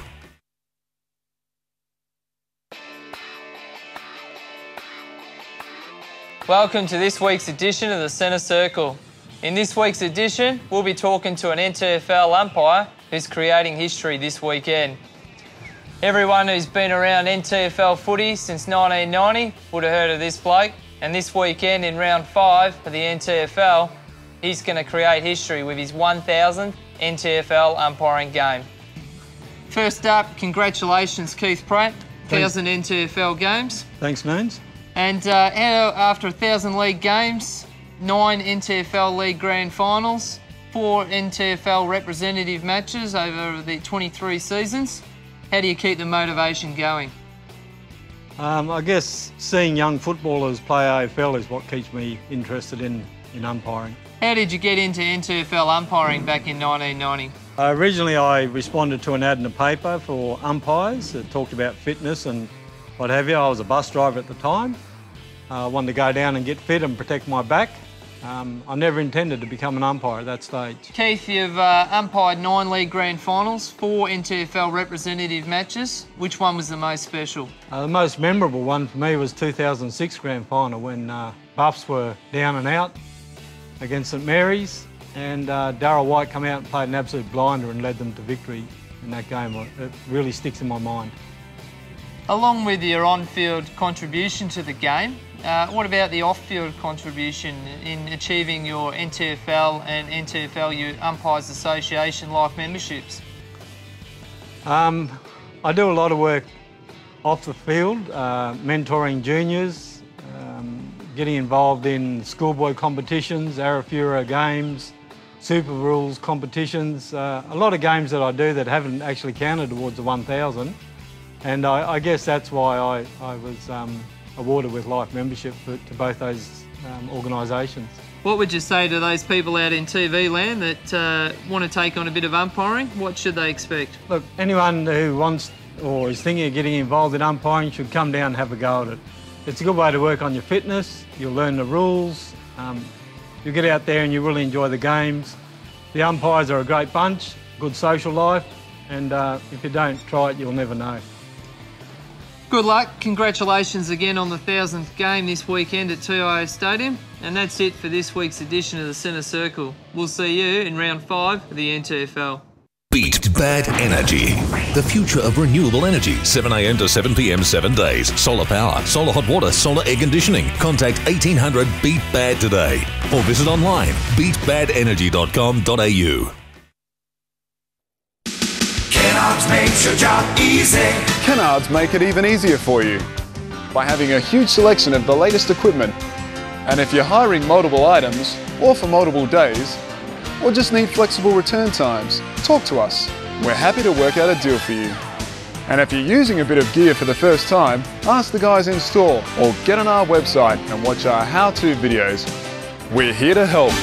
Kennards makes your job easy. The Territory's a place you won't fully understand unless you live here. You see, it takes a Territorian to understand the things we do, or how we do them. It takes a Territorian to understand how we think, to understand how we feel, to understand pain,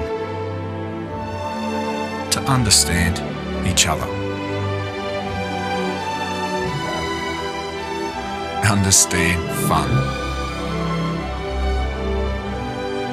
And always be there when we need them the most. Maybe it's not for others to understand, because maybe it's just for Territorians.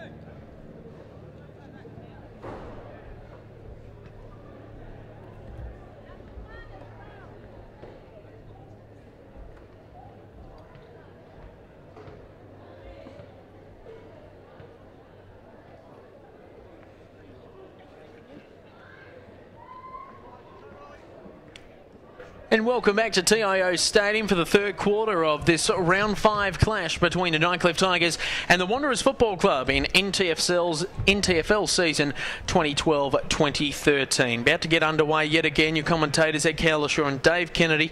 Great to have you on board. Dave, can you see the Muck-Mucks overturning this lead? Yeah, certainly. They've got the footy. They've got the footy ability and skill to do it. They just need to kick the first goal and hopefully gather some momentum. Well, they might get that as Marlon Motlop tries to get rid of it and will be thrown up yet again. So pretty much a restart, only a couple of seconds into this third quarter. That scoreline, 9-3-57 Tigers to 6-7-43. Nightcliff really on top late in that second quarter as Clem gets a hand on things. Throw a blanket over about 15-20 players. I reckon we'll ball it up again, umpire. And we'll do just that. Sunbathing TIO Stadium. Hot, humid day as wet season is really underway. Interesting, the build-up starts on October 1. And wet season officially starts on November 1. Amazing. And away we go again. So 4 stoppages to start off in the first minute of this third quarter. Leading goal kicker on the ground, Aaron Motlop. Probably the smallest bloke on the ground as well. So away they go. Quick kick away that time from Alex Erlinson, and away they go. The Wanderers heading towards the Macmillan end of the ground. Cook gets a handball away. Nothing but Tigers there. Thomas Motlop swamped by a complete den of Tigers. Good work there by Woodhouse to create an effect on the ball where it ends up in Clem's hand. Good tackle in the end. Away they go. Starting to link up. Twisting and turning his row. Loves to do a dance. He's tackled. Brilliant by Henry Owen Jr. Moves it on forward again. Away go the Tigers. Nathan Brown twisting and turning out of bounds on the full in front of Brenton Motlop, and he'll take the free kick. So Brenton Motlop in the back pocket for the Wanderers. 37 degrees outside. And a healthy crowd starting to build here at TIO for a triple header today. Fine mark taken there by Kickett. So Jaden Kickett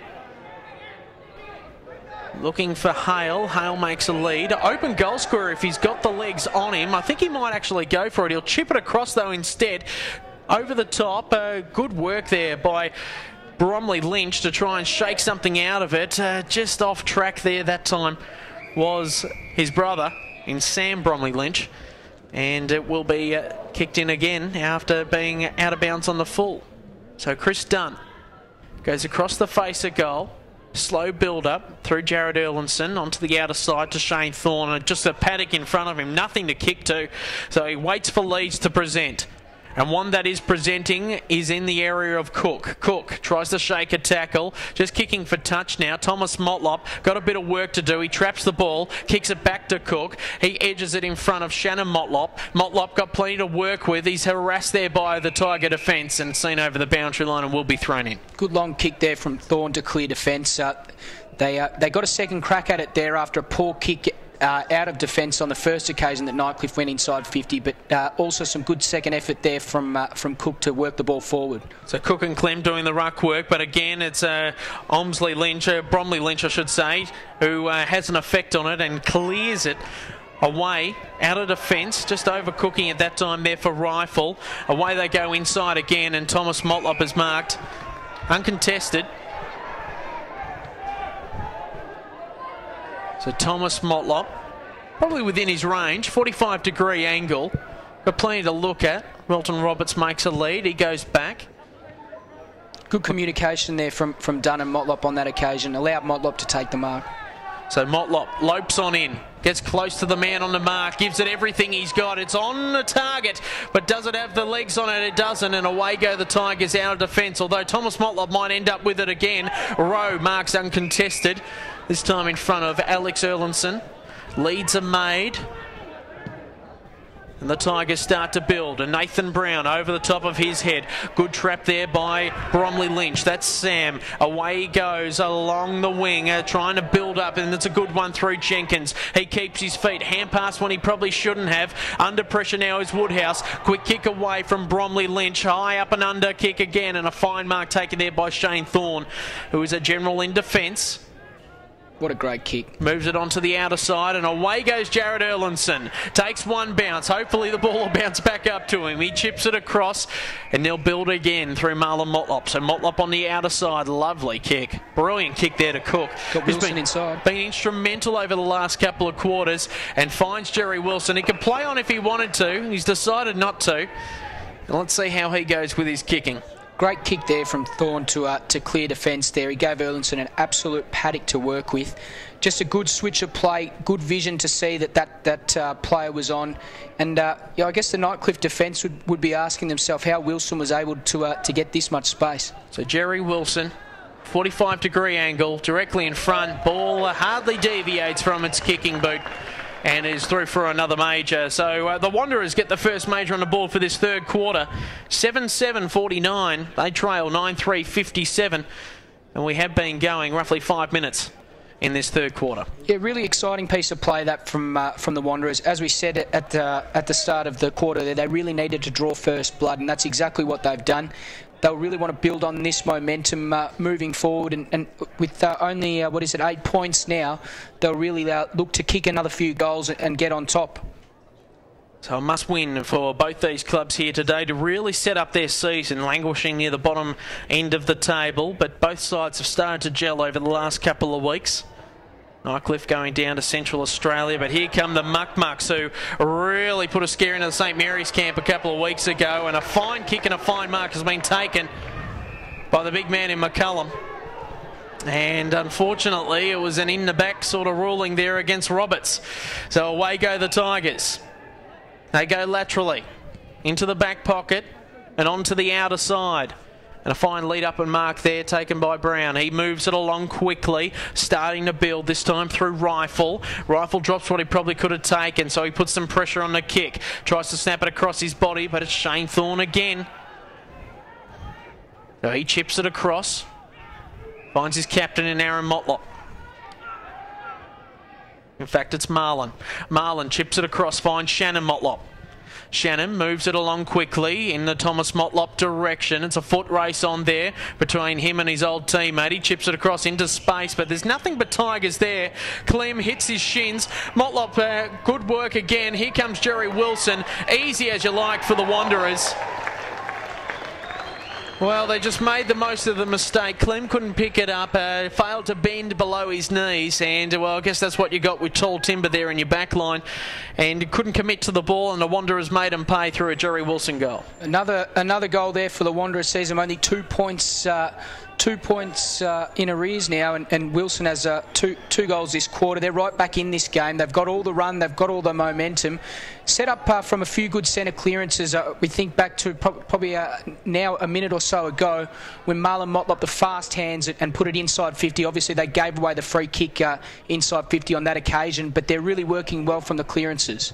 Well, this is the key for the Muck-Mucks. They started off well in the second quarter and then faded out late. Can they build again? And they do so through their skipper in Aaron Motlop, who bombs it on forward into Cook direction. Relton Roberts, he traps the ball. Jeez, he just sharked it out of the defence, and good work there by Cook. He breaks one. He's going to have a snap for it now. Can he get the bounce that he wants? Can't keep it in play. There was McCullum. They've got very top heavy in their forward line there with the two tall timber in Cook and McCullum. Nice look away about it.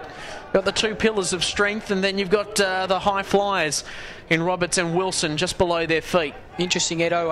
Aaron Motlop, after that last clearance, just copped a bit of a knock on the leg. He looks like he's trudging off the ground on the runner's request now. So interesting for the Wanderers. Veve, third man up. Shannon Motlop tries to get a kick away. Veve again. Sharks the kick. High up and under mark, and a good one taken. I'm just waiting for the umpire to say whether it was in or out. Looks like the umpire signalled to throw it in, so it may have been touched off the boot there. Duncan said and had a cheeky grin on his face when he had it as well, so it probably was out of bounds in the end. The ball thrown in. Veve trying to be the third man up, doesn't get it out of it, and Clem gets a free kick for over the shoulder. So Clem goes into the back pocket, finds the target there in Shepherd. Shepherd moves it along the wing, heading in the Nathan Brown direction. He's been instrumental for the Tigers today. So Nathan Brown looking for options, leads all over the place. And a good little zone set up here by the Wanderers. So Brown goes long towards the scoreboard wing, heading in the direction there of Cowell. He tried to shake and bake, rattle and roll. Quick kick away there that time by Rifle. Players just losing a handle on the bounce there as they dive all over the ball. Plenty of action going out there on the outer side. On the half-forward flank here for the Tigers. Away they go. Woodhouse back to Rifle. He's got some time. He goes laterally, looking for the big man in Jajura. Oh, he's trying to set momentum there. You can feel the earth shake as he takes a couple of fee-fi-fo, bounces and rolls it on through for a goal. In complete control, a plug at Jajura. And, well, he's pretty happy about it as well. We didn't see him pretty much in the tail end of that second quarter after that 100-metre sprint that he went from the back line into the forward line. But, geez, that's just skills personified, isn't it? And I think he's going to go for a run in the ruck now, is he? Looks like he's heading towards the middle of the ground. A super effort there from Jajura. I guess the one question you do have to ask is whether the Nightcliff midfielders and half-forwards are becoming a little bit too conscious there. That kick inside was a very interesting kick. Sort of kicked it almost to a turnover zone, but Jajura that good that he was able to finish off the goal and sold a bit of candy there on the way. Well, Jajura is now playing as a ruck rover. They lose a handle on the ball, and here comes Chris Dunn linking up with Veve. Veve goes long inside the forward line, but again it is sharked, and that time mopped up there by Shepherd, and away go the Tigers. They go laterally. Watch out for Wilson. Oh, he creates a contest there against Rowe. He's got some speed. Veve gives it off to him. A worm-burning kick inside the forward 50. Shepherd under trouble. Here comes Duncan Seddon. He hand passes over the top there to McCullum, and another one for the Muckmucks. Yeah, super work there from Veve to bend down. He's in the ruck. He was able to give the hands to Wilson, who gave them a chance to go inside 50. Beautiful movement from the Muckmucks, and they're still just trailing by the 2 points. What a great game this has been so far. Oh, it's been absolutely ripping stuff. Great athleticism there by the big man. He had to stretch, and he might be pretty sore tomorrow. You can see him. He's just gingerly waltzing around that forward line at the moment. Really did have to stretch for that kick, but it went through the big sticks, and that's what the supporters want. And they're right in this contest. 2 points the difference. The Tigers still lead. So ball thrown up. Tap down there by Veve, doing some really good work, and the Muckmucks get another centre clearance.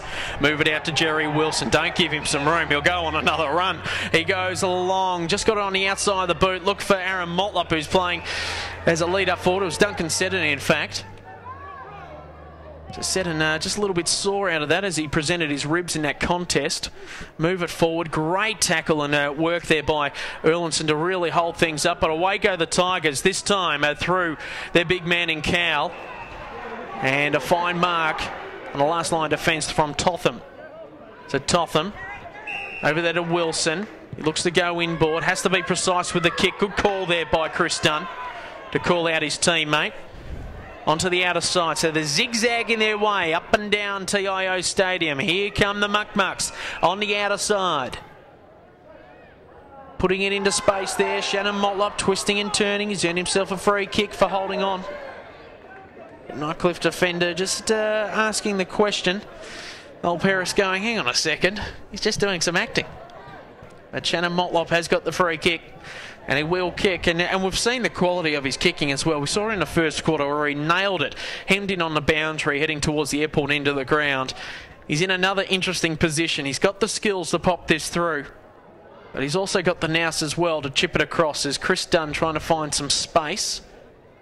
Not much movement up ahead for him. It looks like he's going to have the shot unless there's a quick lead up in the next few seconds. Well, in the forward square, in the goal square is Thomas Motlop. See if this might fall short. Up they go. Good punch away there by Cook. Underneath this one, trying to work it out. Dunn's there as well. Punched away there by the Tiger defender. Rose there as well, trying to get a little quick kick away. He does so in the end. They're starting to link up. And here they go, out of defence. Bombing it long. Woodhouse marks, unattended. Playing it well now. Here comes Rifle. What can the Piston legs do now? He's under pressure, and that's just perceived pressure. Great work there, Shane Thompson. just in the area, just to create a little bit of nous on. He taps each other on the butts there just to say, hey, well done, mate, good contest, and away they go again at it. Love that sort of sportsmanship. Yeah, certainly. And Wanderers had a lot of men back there for that Shannon Motlop kick, and Nightcliff really looked dangerous on the rebound. So Woodhouse tried to get a hand on a good tackle there. Here comes Harbourfield. He's been under the pump today, and a heavy tackle into the ground. He won't like that, and he'll get back up. And just looking after each other there. Brenton Motlop not wanting to get suspended again after a headbutt a couple of weeks ago against Banks. We're looking to mainly stay out there on the park, and Harbourfield tunnels in again. Starting to call him the mole. And they'll get back into it. So right on the forward 50 here for the Nightcliff Tigers. Good tap work there that time. Erlinson goes in hard. Do it again. A couple of stoppages here. I think the players just trying to get their breath. So Tigers by 2 points. 15-minute mark of this third quarter. So Jenkins got some time. Finally gets it out. Trying to link up. They're under pressure here, the Tigers. Jenkins goes in again. He's besieged there by Muckmucks. Eagles everywhere. Brendan Motlop now lets him know all about it. And, well, a bit of feeling there as well. Oh, don't get him angry. And he's reversed it. Oh, Brenton. Yeah, just gets frustrated. Just gets frustrated. Silly play. I thought Jenkins was a bit stiff to be pinged there for holding the ball in the first place. So, but looks like Nightcliff will put it inside 50 anyway. He just needs a cuddle every now and then, I think. That's all. He just gets angry. Don't worry about that. I love angry players. You know, I love the way they go about it. Just sometimes he just gets a little bit frustrated. Just needs a cuddle every now and then, I think. That's maybe what they can work on at training during the week. You can go and give him the cuddle. No, I'm not going. Probably won't let go of me. Or put me into a headlock or something. So Clem has the ball after all that, and the cuddle talk's all done and dusted. Clem will line up from right on 50. Really like the way that he goes about it. Interesting looking run up though. A little awkward in the end. Oh, geez, it just slips through a couple of fingers. Bit of Brad Haddon keeping there, and it's over for another boundary, for a behind, I should say. So here come the Wanderers. Oh, good work there by Tim Jenkins in the right spot at the right time. And unfortunately, Owen Henry Jr. and Chris Dunn just got muddled up in that one. So Tim Jenkins will line up directly in front, roughly 40 metres out. And this is a much needed opportunity here for the Tigers. Shocking kick, and Jenkins was able to read the play really well and get on the end of that one. Oh, wow. Not as shocking as that one, though. Well, we've seen them all today, haven't we? Chris Dunn taps him on the shoulder to say, don't worry, mate, I've done that a few times today as well. Well, there you go. What do you say with that? This game's got it all. The heat's playing its factor on it. Rowe sharks it. He bombs it long in the direction of Rifle. He's got to run and jump at it. Wanderers players there as well in Shane Thorne. But here come the Tigers, keeping it alive. Close to the goal mouth. The Clem. Oh no, he's on hands and knees. That's dangerous for a ruckman. They're under procedure pressure at the moment, the Tigers in their forward line, mainly because of the strong defence of the Wanderers, and it will be thrown up yet again. But it's had everything over the last couple of minutes, hasn't it? Just not good footy though. No, it's the skill level has really dropped in this past few minutes. Obviously, either side looking for the ascendancy. Still close on the scoreboard though. Bit of fatigue out of this one. Nightcliff saying it was deliberately punched away there by McCullum, and the umpire says no, it will be thrown in. So deep in the forward pocket here for the Nightcliff Tigers. 10-4-64 to 9-7-61. As the ball's arced in, and this is a great opportunity for the Tigers to get a major on the board, but can the defence hold up? Owen Henry Jr. might end up with this one. Instead, it's Marlon Motlop. Try to clear it now through Thompson. A long kick out of trouble. Good work again. Oh, look at the pressure that's on them now. Really great work there by Jerry Wilson. Just has that turn of speed, doesn't he? But Rose there again to save face there for the Tigers. Harbourfield, clever. Really starting to move it forward. Under pressure here is Tibbetts. Seen over the boundary line by Motlop. Maybe one to go on with. No, the umpire says just get on with it, lads. And the ball will be thrown in. A lot of tired and war-weary players out there as the sun beats down on them. Really commended both teams out there for the performance that they've put on so far today in this hot, humid conditions. Tapped away there that time by Metcalf. Good work again, Jajura. Oh, was that a clean handball or not? He smiles about it. Yeah, I reckon he would be. You get away with that in legal union. Here comes Jared Erlinson. He kicks for touch off to Marlon Motlop. Oh, he's got a paddock to play with. Can he trap the ball? No, he can't. Tim Jenkins ends up with it, and away go the Tigers. From out of the centre circle, all by himself is Rifle. And he'll line up for from 50. Looking for leads. Bromley Lynch making one. On the outer side, instead goes to Nathan Brown. He misjudges as that one, and away go the Wanderers. So then they can have a chance at a shot at goal. Here comes Duncan Seddon streaming inside the forward 50. Great hands there by Cook. Plays on quickly. One of the goals of the day by the Muckmucks. Wow. Great skill there by the big man in Cookie. Unbelievable mark, play on and goal there from Cook. Some beautiful work at halfback there from Tim Jenkins in that passage of play, and Nightcliff really unlucky to muck that one up. I guess Nathan Brown, I guess he was given a tough ask there from Rifle at half back, at half forward, and the Muckmucks were able to capitalise on that error and move the ball unbelievably well to Cook, who finished off with a sensational goal.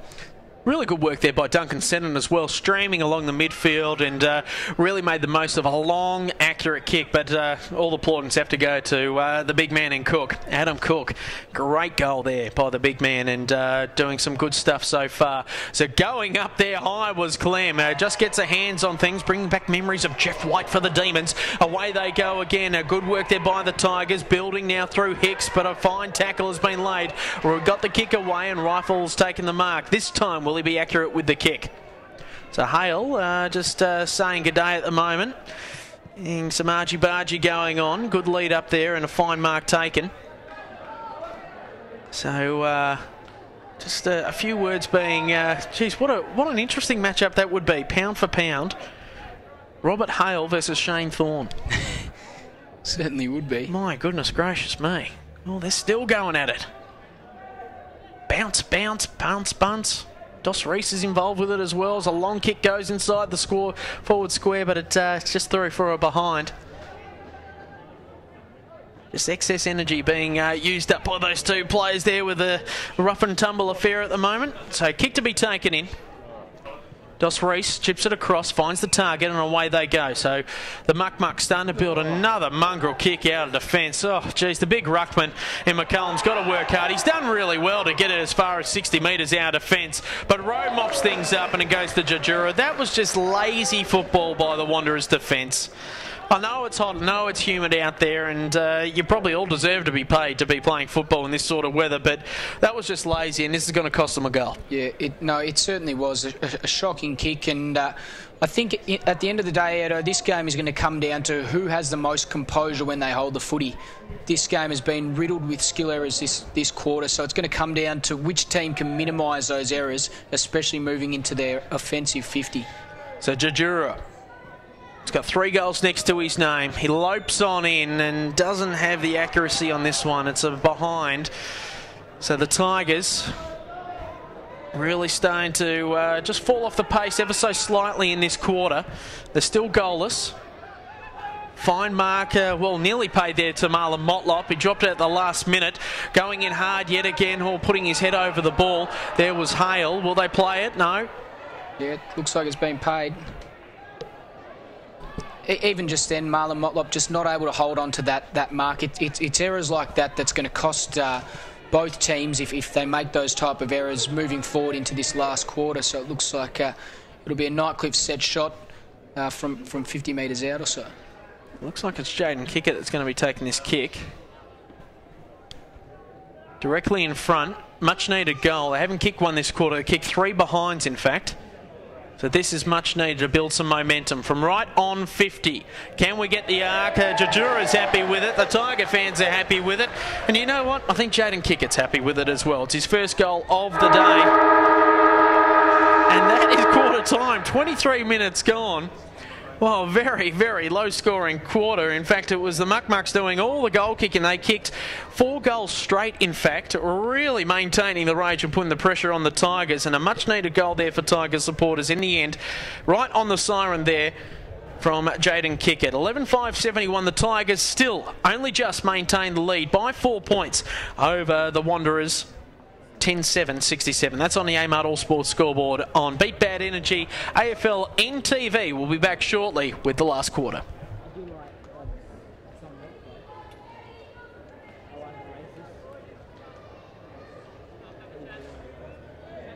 Beat Bad Energy.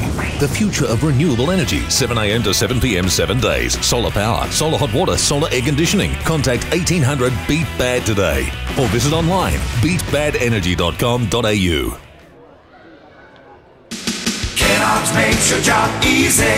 Kennards make it even easier for you by having a huge selection of the latest equipment. And if you're hiring multiple items or for multiple days, or just need flexible return times, talk to us. We're happy to work out a deal for you.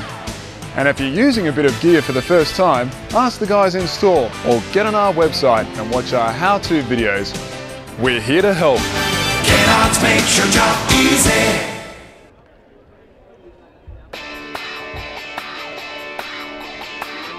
Welcome to this week's edition of the Centre Circle.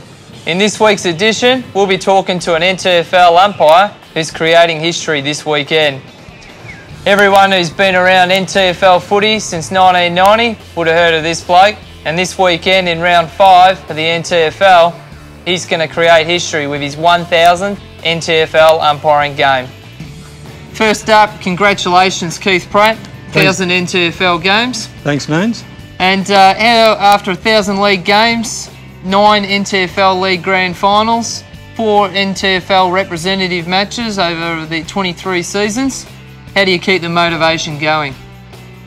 I guess seeing young footballers play AFL is what keeps me interested in umpiring. How did you get into NTFL umpiring back in 1990? Originally I responded to an ad in the paper for umpires that talked about fitness and what have you. I was a bus driver at the time. I wanted to go down and get fit and protect my back. I never intended to become an umpire at that stage. Keith, you've umpired 9 League Grand Finals, 4 NTFL representative matches. Which one was the most special? The most memorable one for me was 2006 Grand Final when Buffs were down and out against St Mary's, and Darryl White came out and played an absolute blinder and led them to victory in that game. It really sticks in my mind. Along with your on-field contribution to the game, what about the off-field contribution in achieving your NTFL and NTFL Umpires Association life memberships? I do a lot of work off the field, mentoring juniors, getting involved in schoolboy competitions, Arafura games, Super Rules competitions, a lot of games that I do that haven't actually counted towards the 1000. And I guess that's why I was awarded with life membership to both those organisations. What would you say to those people out in TV land that want to take on a bit of umpiring? What should they expect? Look, anyone who wants or is thinking of getting involved in umpiring should come down and have a go at it. It's a good way to work on your fitness, you'll learn the rules, you'll get out there and you really enjoy the games. The umpires are a great bunch, good social life, and if you don't try it, you'll never know.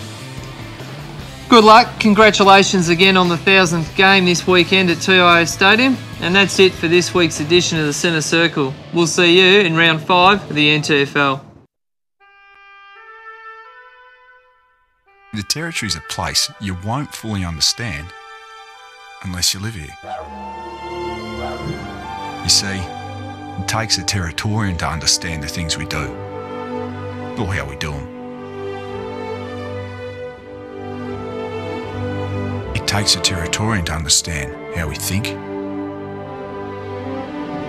to understand how we feel, to understand pain, to understand each other, understand fun, and always be there when we need them the most. Maybe it's not for others to understand, because maybe it's just for Territorians.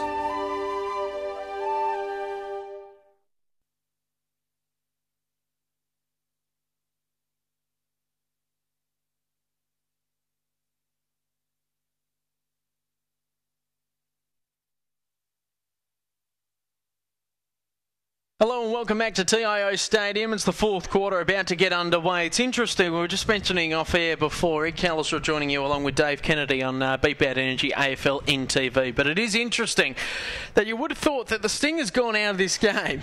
Yet there's a quarter to go and there's only a couple of minutes left in it. That is how much fatigue is being played out there at the moment. The heat is having an effect on this game and the way that these guys are going at it. If it was a night game, it might be a little bit different. But they're absolutely out on their feet at the moment and they're still trying to push through, as Michael Braun would say back in the day of the West Coast Eagles, finding that grey zone and really just, really trying to gut run your way through this. And this is what it's going to be found out. The little fellas will really need to stand up and help out their big boys up in their opposing forward lines. Yeah, no, it certainly is. It's outrageous conditions to be playing football in at the moment. So it'll be interesting to see how both teams respond. Obviously, survival of the fittest out there. I think Wanderers have played patchy football today, but when they've been on, they've really been on. They've been able to move the ball well. Nightcliff have taken probably a more balanced and measured approach, and they've played maybe more composed football. But as we said, we're in for a great last quarter. Survival of the fittest. Be interesting to see who comes out on top. So ball to be bounced. And, Marlon Motlop and also Josh Bromley-Lynch, they're very close to that umpire. Let's hope they don't knock each other over again. We saw an umpire knock over Big Jajero earlier in the day. Shane Thorne going hard at it. Oh, geez, they're going to go into it at the moment as play goes on. Hicks and Shane Thorne going at it. Geez, a lot of angry blokes out there at the moment as they move it forward. The Tigers in control of the ball. Duncan Seddon wraps things up and it will be thrown up at centre-half forward here for the Nightcliff Tigers, going to the left of your screen. Shane Thorne came in off the line and really imposed himself physically there, so he means business. He does mean business. If you ever see him on a basketball court, it's like he's playing footy as well. Away they go again, starting to move it forward. Good handball out there by Marlon Motlop, doing some hard work inside. Good strength there shown in the end there by Jones Cabillo to hold off Rolton Roberts. Quick kick away, Jerry Wilson. Geez, what a foot race this is going to be between Woodhouse and himself. Wilson went one way, Woodhouse went the other, and he's laced out a kick there to Rolton Roberts. Roberts, lovely kick, just spotting up Cook, but reading it better that time was Shepherd, and he'll play onto the outer side. So Nathan Brown for the Tigers, being guarded there by Shane Thorne. He chips it across. Good build up here by the Tigers, again playing their possession game. Wouldn't be too surprised if they go laterally yet again. Trying to fill the hole. They do so up along the Morris Rioli grandstand, and the big man in Kelm finds it. Puts it up in the air there for Rifle. Plays on quickly, and here comes Bromley-Lynch. Lace-out kick, but doesn't find the target. Turned his back on the play there was Jaden Kickett. And away go the Wanderers. They might get a goal out of this. Chris Junn, under a little bit of perceived pressure, finds Barr. So Barr in the middle of the ground. The two Shags are marking each other there. Oh, no. Now a little bit of space here for Shannon Motlop. Got plenty of time. Turns again. Done a 360. Puts it on his left boot. And it's through for a behind. Jeez. He's putting on the acrobatics today, isn't he, Shannon Motlop? Unbelievable there from Shannon. Just the little shimmy there and spin out of trouble. He's an extremely crafty player. He wasn't even in trouble and he started doing spins. It was unbelievable. Maybe he's auditioning for the ballet or something. You never know. Can be quite masculine, the ballet, every now and then. So ball seen over the boundary line, right in front of our commentary position here in the Rioli grandstand. To be thrown in. So Ruckman just losing a handle on things just because of the sun in their eyes. Erlinson, that's Jared, off to Dunn. He's got a bit of time. Better kick that time. Up away, punched away by Thomas Motlop. He keeps the run going. Good shepherd there by the Tigers to put Motlop out of commission. And away they go. Barr just loses a handle on a bounce of the ball. Hayes as well there as well. But good work there by Owen Henry Jr. Puts it into space. Wilson. It's got to be a Deadeye Dick sort of ball. It pops it up off the ground. Motlop, you would think. And you would know that it's another goal for the Wanderers. Great start. Never in doubt, Edo. He's such a crafty player. Shannon Motlop managed to work his player under the ball and get to the back where the ball was. And as soon as that ball went over the back, there was never any doubt about it. He was going to finish it off. They managed to move the ball really well there through Henry Owen Jr. and Wilson inside 50. The kick probably wasn't ideal for Big Shannon, who I guess doesn't need them too far below his knees at the moment, but he was able to manufacture another goal for the Wanderers, who hit the front. 8 separate lead changes here today in this game, and I tell you what, I reckon it's going to change another 4 or 5 before this game is out, the way they've been going on about it. Back in the middle, only 4 minutes into this final quarter. Impressive heat. Out there is Clem and McCullum do the ruck work. Erlinson loses a handle on things. Hale gets a hand pass out, but it's only into the aid of Wilson, who links up well with Barr. Inside the forward 50, heading for Motlop. He's marked, and he's under a bit of pressure there, Dylan Dempsey. He's getting pushed off the ball a little bit just through, just experience, I would think. So here comes Shannon Motlop. Oh, geez, only off a 2-step run-up. This is how laconic he's going at the moment. And it doesn't really matter, just look, it goes through the big sticks, but he's very casual, Shannon Motlop, and another major on the board there for the Wanderers. How about that? Shannon Motlop has just turned the game on its head, and he just looks like he's having a picnic out there as well. He does it, as you say, laconic's a great word to describe him. He's got his hands on his heads now, so he's definitely sucking in the big ones, but everything he does, he makes it look easy, and even then, as you say, that 2-step run-up set shot and able to finish off the goal, and Nightcliff really need to kick the next goal to stay in this contest. Well, it's a bit like that today, isn't it? You know, they've got the runner play and they desperately need this goal now. 1 behind 2 goals so far this quarter. Wanderers in a commanding position now, only by a couple of points though, but the heat is really starting to play its part as they win a clearance now, the Tigers, off the hands there of Kickett. Away they go again. It just seems as though they've got extra legs out there on the park now. Linking up brilliantly, there was Thompson. Finds Wilson, off to Dunn. Can give it off to Wilson if he wants to. He does so. He takes one bounce. He puts it on his right boot, heading in the Motlop direction. Surely a free kick. Oh, it's like a baby koala, climbing all over his mother looking for a eucalyptus leaf. Baby elephant. Oh, I wouldn't say that. Bit harsh. And so it'll go again.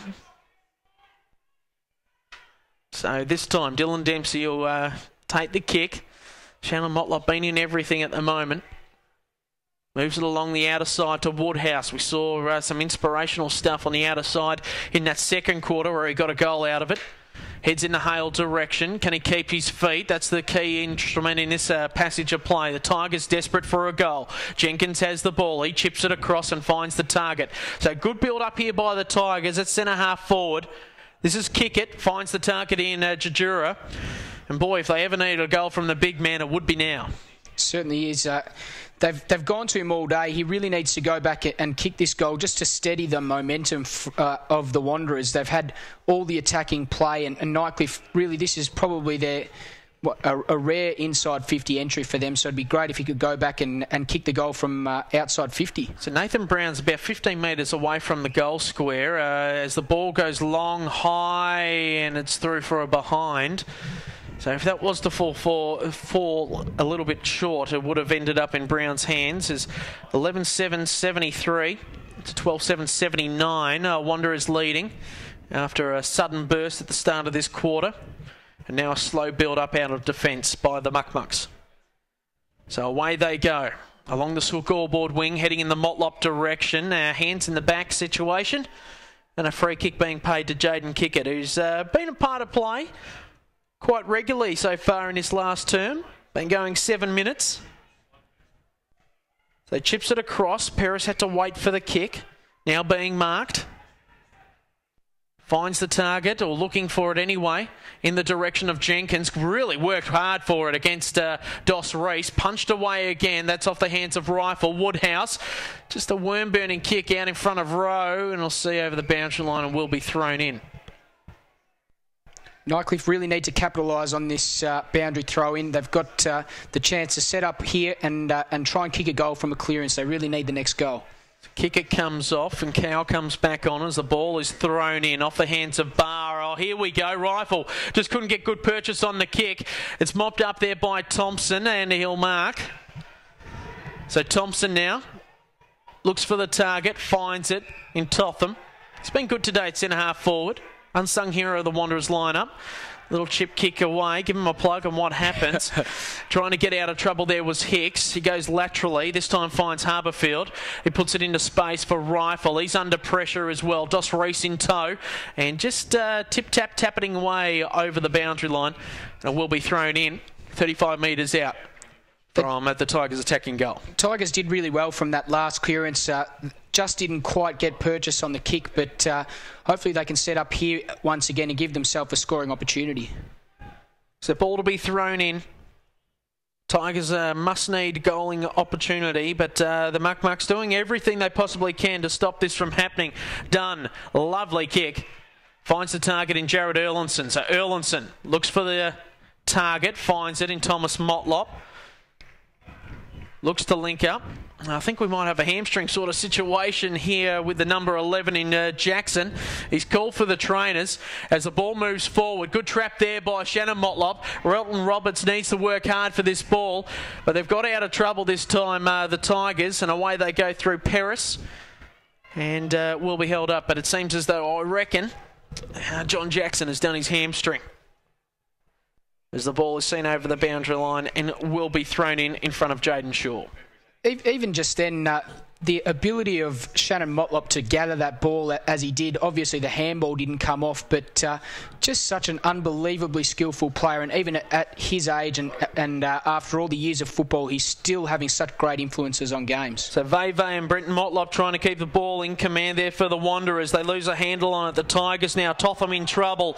Besieged there by Tigers players trying to get it out. Good work yet again. It is now the man in Hicks who starts to move it forward. Geez, no real players trying to pick it up for a possession at the moment as there's a hot potato out there. We know the conditions are pretty stifling, but the ball seems to be pretty hot with them as well as they're just going on with it and a brawl starting to ensue. Oh, geez, yeah. I think the umpires got in there extremely quickly. Not sure whether there may even be a report here. We'll have to keep focused on that. Now, these are the sort of games that the players need to be mindful of. Oh. And the umpires gone AOT. Always a crowd favourite. This could be a free kick. No, was he just in the wrong place at the wrong time, just walking backwards and tripped over? Speaking to one of the umpires during the week, and they said that they actually have had a crackdown on umpire contact. A few reports last week made for umpire contact, so... You can't touch the man in tangerine. Yeah, and obviously, even if there's no report today, all of these games are now filmed, and players are subject to video review. So Robert Hale, he's got one today. He'll line up from 45 out. High loping kick, and he's popped it through. And, well, there's the one that the Tigers got, and they need it. And just some ill discipline just being costed there. A few chats going on. Just not happy about the situation for the Muck-Mucks, but they can't be too despondent. They've just got to get on with it, and they've got the lead by a point. Yeah, last thing they need to do is give away free kicks and 50-metre penalties and ultimately goals. Obviously, only 1 point in this game, and you know we're going to see some desperate acts in this last part of the last quarter. Only I think 1 quarter's gone past about 26 minutes, so we're probably expecting a short quarter. As Tottenham, the Wanderers player, lucky to get out of the square there before the ball was balled up. Shane Thorne still heavily involved with conversation with the umpires, but play goes on nonetheless. It's a 1 point lead here to the Muck-Mucks as we go again, and good little toe poke forward, hungry for the ball. Here they go, the Tigers really starting to build out of it. Paris, geez, did he have some toe on that as the ball goes back forward there for the Muck-Mucks over the head of Thomas Motlop. Harbourfield pushed into the shoulder there of Erlinson, and the ball will be thrown in yet again. That's a 1 point margin. Both teams desperate, craving a win to get themselves some momentum ahead of Christmas. So Clem taps it down. Oh, just a little bit lazy on a kick there from Harbourfield. Rowe punches it over the boundary line, and it will be thrown in. So Harbourfield comes off for a break. Bromley Lynch comes back on. Great effort there from Rowe to punch the ball out. You can obviously see the intent in his acts. as I said before, we'll probably see more and more desperate acts as the game is now in the balance with not long remaining. So Thomas Motlop gets a quick handball out. Good linking up. This time it's Shane Thorne. The backman come forward and it's pushed through for a behind. So a 2-point lead here to the Muck-Mucks. Thorne only just missing that goal. That really would have been a balancing goal for the Muck-Mucks ahead of the Nightcliff Tigers. So Thomas Motlop looking for a positional movement. Chris Dunn in a good position. 3-on-1 situation here for Retland Roberts. Didn't have that good of a turning circle and seen over the boundary line. So still in a fairly good position here if they can win the stoppage. Goal scoring opportunity available for them. So it's the Wanderers by a couple of points. 14 minutes gone in this last quarter on the Amart All Sports scoreboard. Clem shakes it out of the ruck worker. Bromley Lynch, good work. They're bullocking work there by Cal. Rose in a bit of bother. He chips it forward, looking for Jajura. Uses his body well. Josh Reese in attendance as well. Good work by Cal again, just to keep it along the boundary line and kick for touch. Well done there by the two big men. Been pretty influential today. What a super effort there from Cal on two occasions. The first one, he was able to win the hard ball and bullock it forward, and then the second time, able to regather his own ball. Bromley Lynch kicks it into space. Got to be good with it. Nathan Brown back over the hands to Cal. No talk there from Tim Jenkins. Good pressure there by Owen Henry Jr. Away go the Wanderers. They're going to get out of trouble here, or are they not? Bromley Lynch still on his tail. Great work in the end to get it out of trouble there by Sam Arthur. Fine mark by Cook. He's come back from his niggling little cramping injury, and away they go off hands. Retland Roberts goal. Well, they worked it well in the end. John Jackson back on the field offering a target, but it came off the hands of Shannon Motlop. And Retland Roberts in the right spot at the right time, and that's given them some breathing space. As you say, disappointing for Nightcliff there. There was a lack of communication involving Jenkins up in their forward line. They looked like they were going to be the ones that ran into the open goal, but Shannon Motlop, his ability to at least make the contest and brought the ball to ground there. There was probably about 3 Nightcliff players there. Motlop able to come over the top and get the ball over the back, and Retland Roberts, he prowled on that pack. He knew how to read the footy, and he ran into the open goal and kicked a sausage roll. They need a quick one here, the Tigers, to stay in this contest. 16 minutes gone. Not much time left on the clock, you would think, as we go into red time. Good work by Nathan Brown. Free kick going against the Tigers, though, for some holding on. Jajura involved with that as setting goes long in the Motlop direction at the fall of ball. That is Marlon Motlop. He's got some pace. He pops it high up in the air, but it's just Tigers underneath it. Retland Roberts got a hand on things. Here they go. The ball's still alive. Cook snaps across his body. It's a goal. Great work there by the Wanderers. Tigers just waited for the ball to fall, but the Wanderers attacked it, and Cook in the right spot, and just a little cheeky snap has scored himself another one. Super effort there from Big Relton to get a hand on that. It's every player's worst nightmare coming back into that pack. It's almost impossible not to give away a free kick for front-on contact. He did it perfectly. He didn't even make contact with the player. Was able to knock the ball out of the hands and Cook, the opportunist that he is, as his namesake is, Ollie Cook, my AFL 9's full forward, the opportunist able to snapshot and kick a good goal. Well, they've got to get a couple of quick ones here, the Tigers. They've really got to bounce back. I don't know about having your big full forward in the centre for clearances at the moment. I don't think that's working for them. Although Woodhouse sharks the ball. Away they go. Jajura's got to run back quickly into that forward line. Great pick up there by Cal. He's been brilliant today for the Tigers. Heads up in the Harbour Field direction, but it is sharked. A great mark there by Shane Thompson. So Thompson clears, starting to build, this time through Owen Henry Jr. Spots a man. Good build-up. Alex Erlinson finds a man with space on the outer side.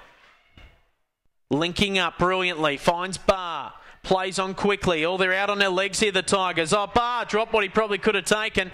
Quick kick forward. That time there through Arthur. High up and under. Tiger defence under absolute pressure from every which way you look at it. Both sides out on their feet. Hot, humid conditions here today. Next game up on the agenda is Southern Districts versus Darwin, as those players are just eagerly watching how these two teams battle it out.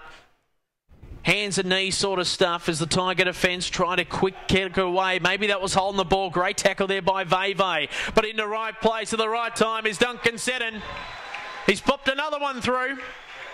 And you would have to think that maybe the first nail's in the coffin. Yeah, no, great finish there from Duncan Seddon. A beautiful snapshot at goal, and Wanderers have really started to dominate the clearances in this last quarter. They've run all on top of the Nightcliff Tigers. I just thought I'd bring up the ladder there, Edo, so just to show you guys how much it actually means to these teams. We've got gridlock at the bottom of the ladder with Palmerston, Nightcliff, Wanderers and Darwin all stuck on one win. So Wanderers have the opportunity now to project themselves into fifth place and into the top 5. So that's how much this game means to them at the moment.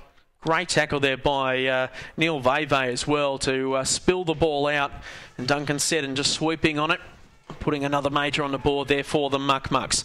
So Clem wins the tap out. Jajura kicks it forward. They'd love him to be on the end of this kick, but unfortunately they're not going to get so unless he's got some sort of transporting ability. So the Muck-Mucks out of trouble again. Sam Arthur under pressure, lose a handle on things. Robert Hale, they need it. They need it. The Tigers, it's got to bend on back. Hits the post. So 12-8-80, plays 15-9-99 as we're about to head into red time in the last quarter of the first match of a triple header here at TIO Stadium this afternoon. Rifle chips it across. Here comes Rowe. Plays on quickly. Got to make the most of it, and they do. The old 7-point play. Not concentrating when kicking in. Oh, wow. What a tragic error to make it at this stage of the game. But I guess going back to that initial centre clearance, as you said, Edo, interesting to see Jajura with the clearance, but then obviously not having him as a presence up forward, but on this occasion they were able to capitalise on an extremely poor kick in, and they're still in this. What is it? They're 7 points behind. As we said, we've had short quarters all day as we tick past the 20-minute mark, so they'll definitely need to get a move on from this next centre bounce. So it's an interesting tactic. Obviously he's got the footy smarts to be in the middle, but Jajura in the middle of the ground. They need the clearance. They need to win this one. But again, there's a great little tap on there by John Jackson, creating some forward momentum. Veve just overruns it. Good work there by Cook. He's been great since he's gone forward here today. Neil Veve playing some volleyball with it. Shane Thorne trying to get out of trouble. Gets the hand pass to Cook, but a fine tackle is laid yet again. That time on Jenkins, losing a handle on things. Oh, geez, Shane Thorne playing some Harlem Globetrotter stuff with the ball at the moment. Just shaking and baking, rattling and rolling as the ball is just hopscotching its way forward for the Wanderers. Here comes Neil Veve, and he put a hand on the ball. It's just toe poke sort of stuff. Now we've gone into EPL footy. It's crazy stuff here. Here they go, going laterally. Thomas Motlop, can he fall be at the right place at the right time? No, he can't. Trying to get it forward yet again. Oh, the umpire, will you call a ball up here? They sort of just raffling it between each other. The umpire just says play on. A free kick, in fact. Amazing. Absolutely amazing. Good call, Edo. Unbelievable footy there. Just popping in and out of players' hands. Plenty of turnovers. So here comes Woodhouse on the outer side. He's been good on the wing today for the Tigers. Rifles in the area as well. Jajura a little bit far away from home. Anthony Rocker would love this sort of meterage. Instead, he goes laterally, finds the target. It's Hicks. Plays on quickly to Jenkins, over the head of Harbourfield. Can he create some space? But a great diving effort on the last line of defence there for the Wanderers. Great work there by Dos Reese, I think it is. Brilliant stuff. And that's how much this game means to them. So they're starting to build our defence. Finds Dunn. Don't know if that's 15. So Chris Dunn deep into red time now. Gone 22 minutes. Moves it along the wing. Both teams in need of a win. Cowell, just the push out. Then it'll go to the ruckman in McCullum. They play on quickly. This time through Owen Henry Jr. Good kick along the wing. Trying to find the target in Cook. He plays on quickly. Love the way he does it. Just has the poise. Shannon Motlop had his name all over it. Plays on. Dribbles it off the ground. And that is all done and dusted, you would say. Shannon Motlop, take a bow. He is He's been an unbelievable presence up forward for the Wanderers, especially in this last quarter. He's so crafty, he's so creative. Once again, able to nudge his player under the ball. We haven't seen him aerially dominate in any which way. It's been the ground ball sort of stuff. Just creative, experienced play from him. And he's kicked... How many last quarter goals has he got, Edo? He's got a couple next to his name. A couple of goals next to his name. He's really turned this game on its head. Yeah, they've really been pushing hard today. The Wanderers just found that just extra gear in this last quarter. Just their smaller players really doing the damage in the middle of the ground. Hats off there to Shane Thompson, who's been great in defence there today, really putting his body on the line. So away goes Cook again, just streaming forward. Chris Dunn hungry for a goal. Out goes Shane Thorne, great mark, plays on quickly, and that's the icing on the cake. Had his name all over it as the ball loped on in there by Cook. And they just, they're just kicking on with it now, and they're starting to build some handy percentage. Yeah, no, certainly a great mark there from Thornton. I think he's kicked the ball almost straight into the centre of the Southern District's team warming up there at the airport end. So he's I guess struggled a little bit in that first half, but he's really come on in this second half, and his disposal efficiency has increased and finished with a really nice goal there. It's great to have those all-rounder players as well that can play down black, play down forward, and I know he's starting to ease himself into this season, but who knows, if he can really put it together, maybe a Nichols medal could be around his neck at the end of it. I know it's a big call, but just the way that he has those skills, anything could happen with Shane Thorne. As the ball goes forward again, Neil Veve puts his hands up and gets the free kick for it. Well, that's just strength by the big man. I know he loves to tap it when he marks, use the spirit fingers and starts tap-tapping away, but he could be anything, this bloke. Yeah, no, he's got the Nick Nat sort of appearance with his hair, and obviously switching between the ruck and up forward. He's been a real presence in this last quarter, and let's see if he can finish it off with a goal. Good looking kicking style off the boot. Has he got the distance on it? Straight as a die. Never question him, Edo. Brilliant kick in the end, and the Wanderers, after being so closely fought right throughout the game, they've kicked away with it in the last quarter. Yeah, no, they certainly have. I guess as we spoke about, this was going to come down to a survival of the fittest. It just looks like Wanderers have the running ability and the running legs to run out this match. I guess Nightcliff will be asking big questions now. They're now sitting 1-4, is it, Edo? 1-4. Yeah, it'll be 1-4 now. 1-4, and after making the grand final last year, they'll be a little bit disappointed about this with their new coach, Damien Howes, so they'll obviously be out for redemption in the next few weeks. Well, not long to go in this game, you would think, as the goals just keep on streaming in here for the Wanderers. Cook again, a presence at centre-half forward. Geez, that's smart, isn't it? Crafty stuff there, out to Dunn. Jerry Wilson, he falls. I don't know if he died for it. I think he falconed himself in the end. Unbelievable stuff there by Jerry Wilson. He is hurt. I think the ball just cannoning to his head. They keep the ball alive. Great work on the outer side there by Erlinson, and will be thrown in. But, well, that's what happens. I guess if you're quicker than light speed, those sort of things are going to happen. Good vision to see him running on there. He almost snared the mark. Obviously, almost just tripped over his own feet in the end. He's too quick for his own good. Veve, third man up. Tigers still trying to fight this one out. Going to ground that time was Bromley Lynch. That's Sam. He goes long into the middle of the ground. Nathan Brown really faded out of this game. Would have loved to have seen him in the middle of the ground earlier on. Chips it across, finds Jenkins from outside 50, needs all the power in his legs, but the kick goes astray and seen over the boundary line in front of Harbourfield. So 27 minutes gone on the Amart All Sports scoreboard. It's the Wanderers in a commanding position. 18-9, 117 to Nightcliff, 13-8, 86. All done and dusted, a much needed win for the Wanderers. And, well, the Tigers have got a fair bit of work to do. Up next, though, we've got Southern Districts versus Darwin and Hall of Fame round next week as well, with Tiwi taking on Southern Districts. Going through a couple of goal kickers today. Aaron Motlop was prolific early in the game. Really did set up the forward thrust and kept them in contention. You would have thought 3 goals next to his name. Shannon Motlop had 3 next to his. Adam Cook had a couple. Really did spread the scoring right throughout the match. Matt Rowe was a shining light for Nightcliff with 3 goals. goals. Also, Luke Jajara, who commented that he was playing in the middle of the ground in that last quarter. He had 3 goals next to his name as well. I guess if he gets himself fit, he could be like a Jonathan Brown sort of presence in the middle of Jonathan Brown's career. Big, bulky player who has the ability to maybe shake things up in the middle of the ground. I can see what Haley's trying to do, but I guess you want your big men close to the goal when you need them most. Robert Hale had a couple there, and James Woodhouse also had a couple of cheeky cheeseburgers there. Final scores 18-9, 117 to 13-8, 86. Who'd you see as your best players out there today, Dave? Yeah, plenty of good players. Obviously, I'm a bit of a sucker for forwards, and I love the work of Shannon Motlop up forward in that last quarter. Jajura, I thought he battled on hard all day. For Nightcliff, I thought that Jenkins played a really good game. I think he's got some really good in and under qualities. You need those type of players. I guess just a fitness issue for Nightcliff in the end.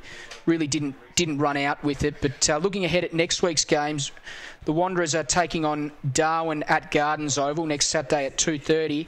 And Nightcliff take on Palmerston in what will be a really important clash for both teams. Obviously, Palmy taking on St Mary's tonight. So, pending on results, we could see Nightcliff and Palmerston both battling it out for their second win of the season. That'll be at Nightcliff Oval next Sunday at 4 p.m. Well, it's interesting. I know the two breakfast announcers on Hot 100. One goes for Nightcliff, one goes for Palmerston. That's exactly the build-up they want. But obviously, it'd be nice if Palmerston got a win this weekend, but they've got St Mary's down at Northline.